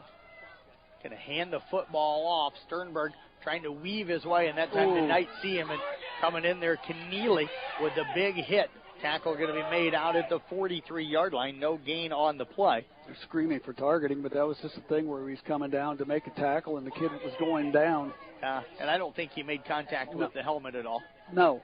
So, but a big play, and the clock running. It's down to 3:42 now. Osbar again comes over to the sideline to get the play, so that's going to take a little bit of time to get out there and get it called. Harder will split out to the right. 9. Yep, you've got Lee split out here to the left along with Hall. See if we can get the pressure. The snap. Harder has plenty of time now. Throws it downfield, but well over his intended receiver's head. It'll fall incomplete, and it'll bring up 4th down now and 9. Clock stops with 3:22 remaining here in the game. They've got to go for it. Now, keep in mind, the Knights have given up several big plays on 4th down tonight. Not several, but enough to where that shouldn't have happened. Kobe Pierce having a conversation with one of the offensive linemen, and now he'll check out of the ballgame. Checking in for the Knights is Preston Vanami. DJ and Hayden's little brother. Osbar will break the huddle. Drops him back to throw. Pressure comes straight up the middle, going deep down the sideline, and it is bobbled and caught by Hall for a first down to the 26-yard line. Defender that time, Doug, did not know where the ball was at. Just kind of jumped up into the air and mistimed his jump. Yeah, you can't allow plays like that to happen. I mean, it's 4th and long. Drop back, stay behind him, and we're trying to check him at the line of scrimmage and stay with him. And it was a perfectly thrown ball, and we're not looking back to see where it's at. 31-yard gain that time to Hall. Ball spotted down near the 26-yard line. They're not out of this yet. 3:12 remaining here. Osbar out of the shotgun, wants to throw. He's got it over the head of Baxter, his intended receiver. It'll fall incomplete, and it'll bring up 2nd down and 10. And Doug Osbar now 5 of 10 since coming into the game for 90 yards. 5th play of this drive, or 6th play of this drive coming up. Yeah, going to be 2nd and 10 now. One thing I've seen on the field tonight, I just noticed it again, players helping each other up from opposing teams, patting them on the shoulder pads, etc. These guys have evidently maybe know each other a little bit and have a lot of respect for one another. Well, I think today with all the different social medias, all these kids kind of all know who each other is. Osbar again out of the shotgun. Low snap, goes down and gets it, fakes the handoff to Sternberg. He's going to keep it, breaks a couple of tackles and fights his way forward. And Doug, he picks up 11 on the play, gets down to the 15-yard line. That's going to be enough to move the chains. Yeah, that's where Lucas Steele made penetration, but he was dancing with his blocker. Instead of shucking him, he would have had a wide-open tackle for loss. Got to get rid of that blocker. Clock ticks under 3 here. 2 wide receivers out to the left. Osbar out of the shotgun. They'll take the snap, fakes the handoff again to Sternberg, wants There to we keep go. it, and this time going to be hit and driven backwards. Tackle going to be made at the 16-yard line, a loss of 1 on the play. It'll bring up second down. We'll call it 11 to go, and we're going to get a timeout called, I think, by AHST of Oklahoma. Yeah, they're down to 1. And but that is going to be their final timeout, I think, here of the ball game. As they had 1 up on the board, so that should be their final timeout here of the game. 2:44 remaining. Doug and I back with more Kuemper football coming up in 30 seconds on Kick 106.7. UTVs have been around for over 20 years, but they're still evolving, and with them now being legal on Iowa roads, usage has evolved as well. Whether you're commuting to work, gravel traveling with friends, or hitting the most beautiful riding spots in the country, Olson's Outdoor Power has the right Polaris, Can-Am, or Kawasaki for you. On top of that, we have the turn signals, mirrors, and tires to make your UTV more comfortable and safer. Stop by today at Olson's Outdoor Power, your one-stop service and equipment shop, with locations in Atlantic and Carroll.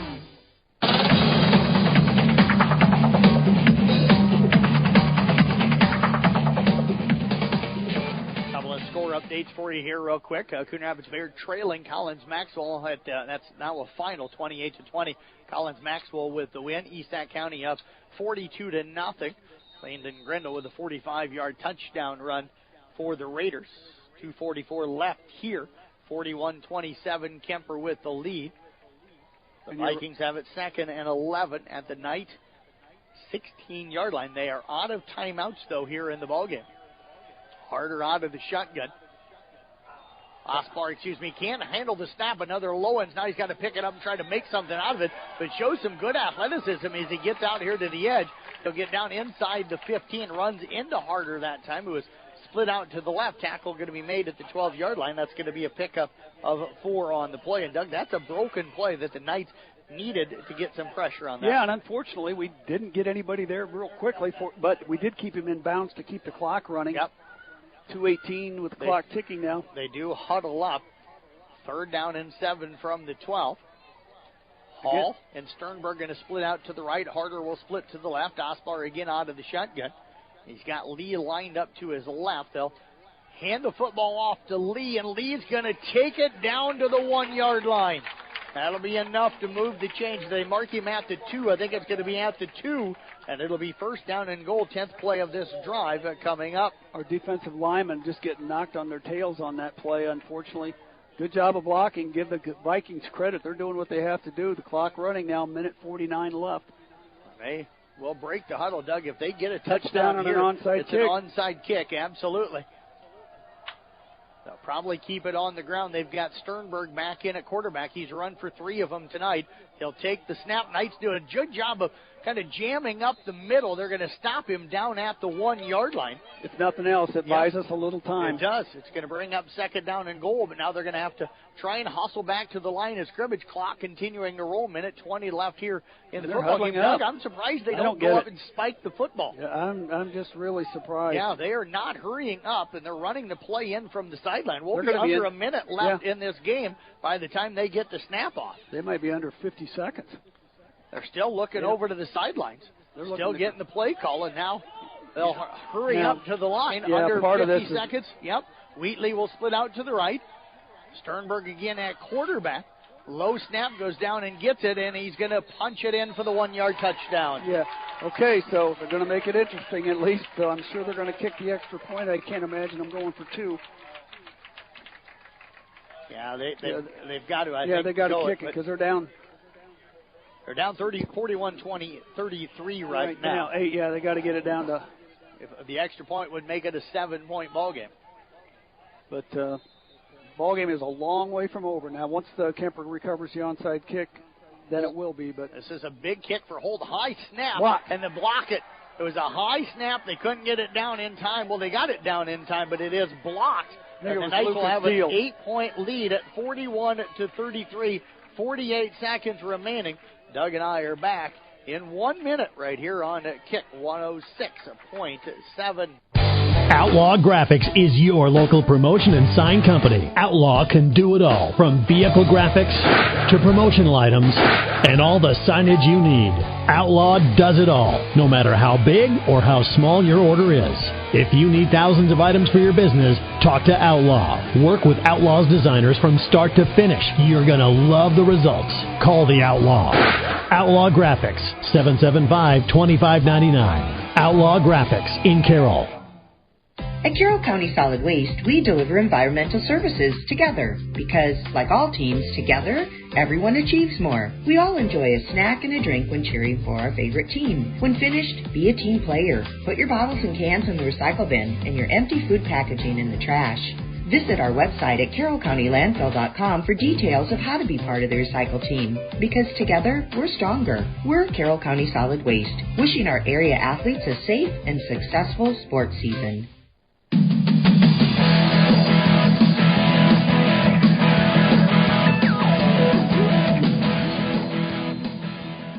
Coming to you live here from the Gatorade broadcast booth, distributed by Pepsi Beverages. Onside kick, and the Kuemper Knights able to fall on the football. It didn't go 10 yards anyway. Yep.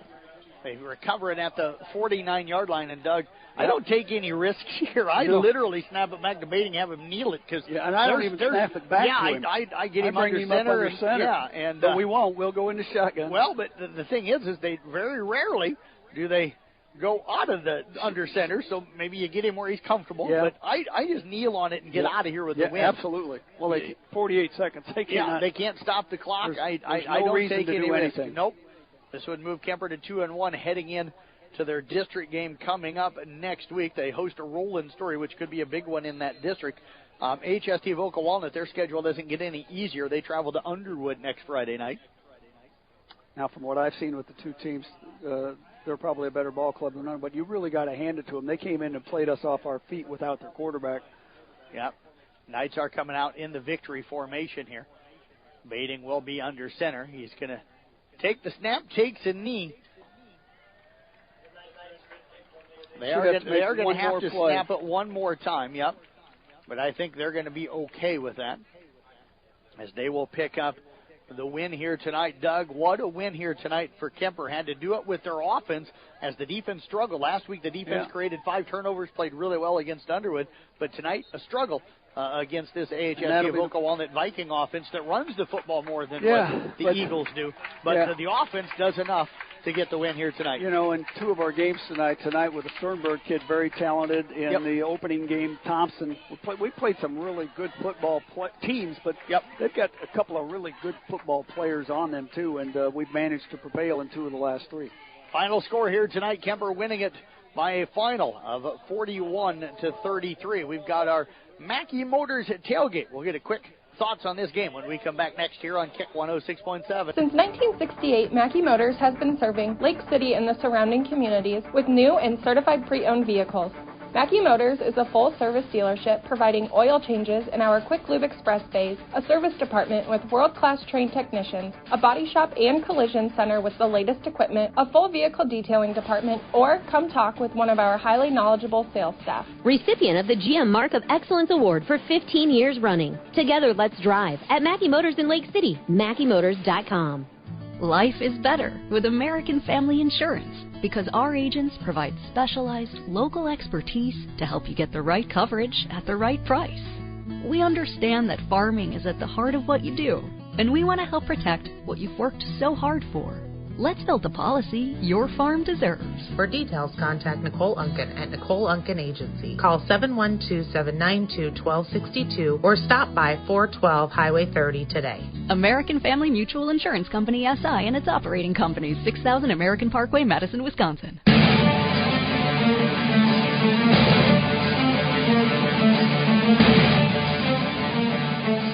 Motors at tailgate, brought to you by Mackey Motors of Lake City, recipient of the GM Mark of Excellence Award. Kuemper Knights picking up a 41-33 victory here tonight against AHST Avoca Walnut. Doug, good win for the Knights. It wasn't always pretty, but they come out of here with a road win against a ranked team in Class 1A, and they moved to 2-1, and I think they found a ground game to go with that passing game tonight. Yeah, it's definitely there. Didn't seem to play with a lot of emotion tonight, but we've known that Jared can be a good football player.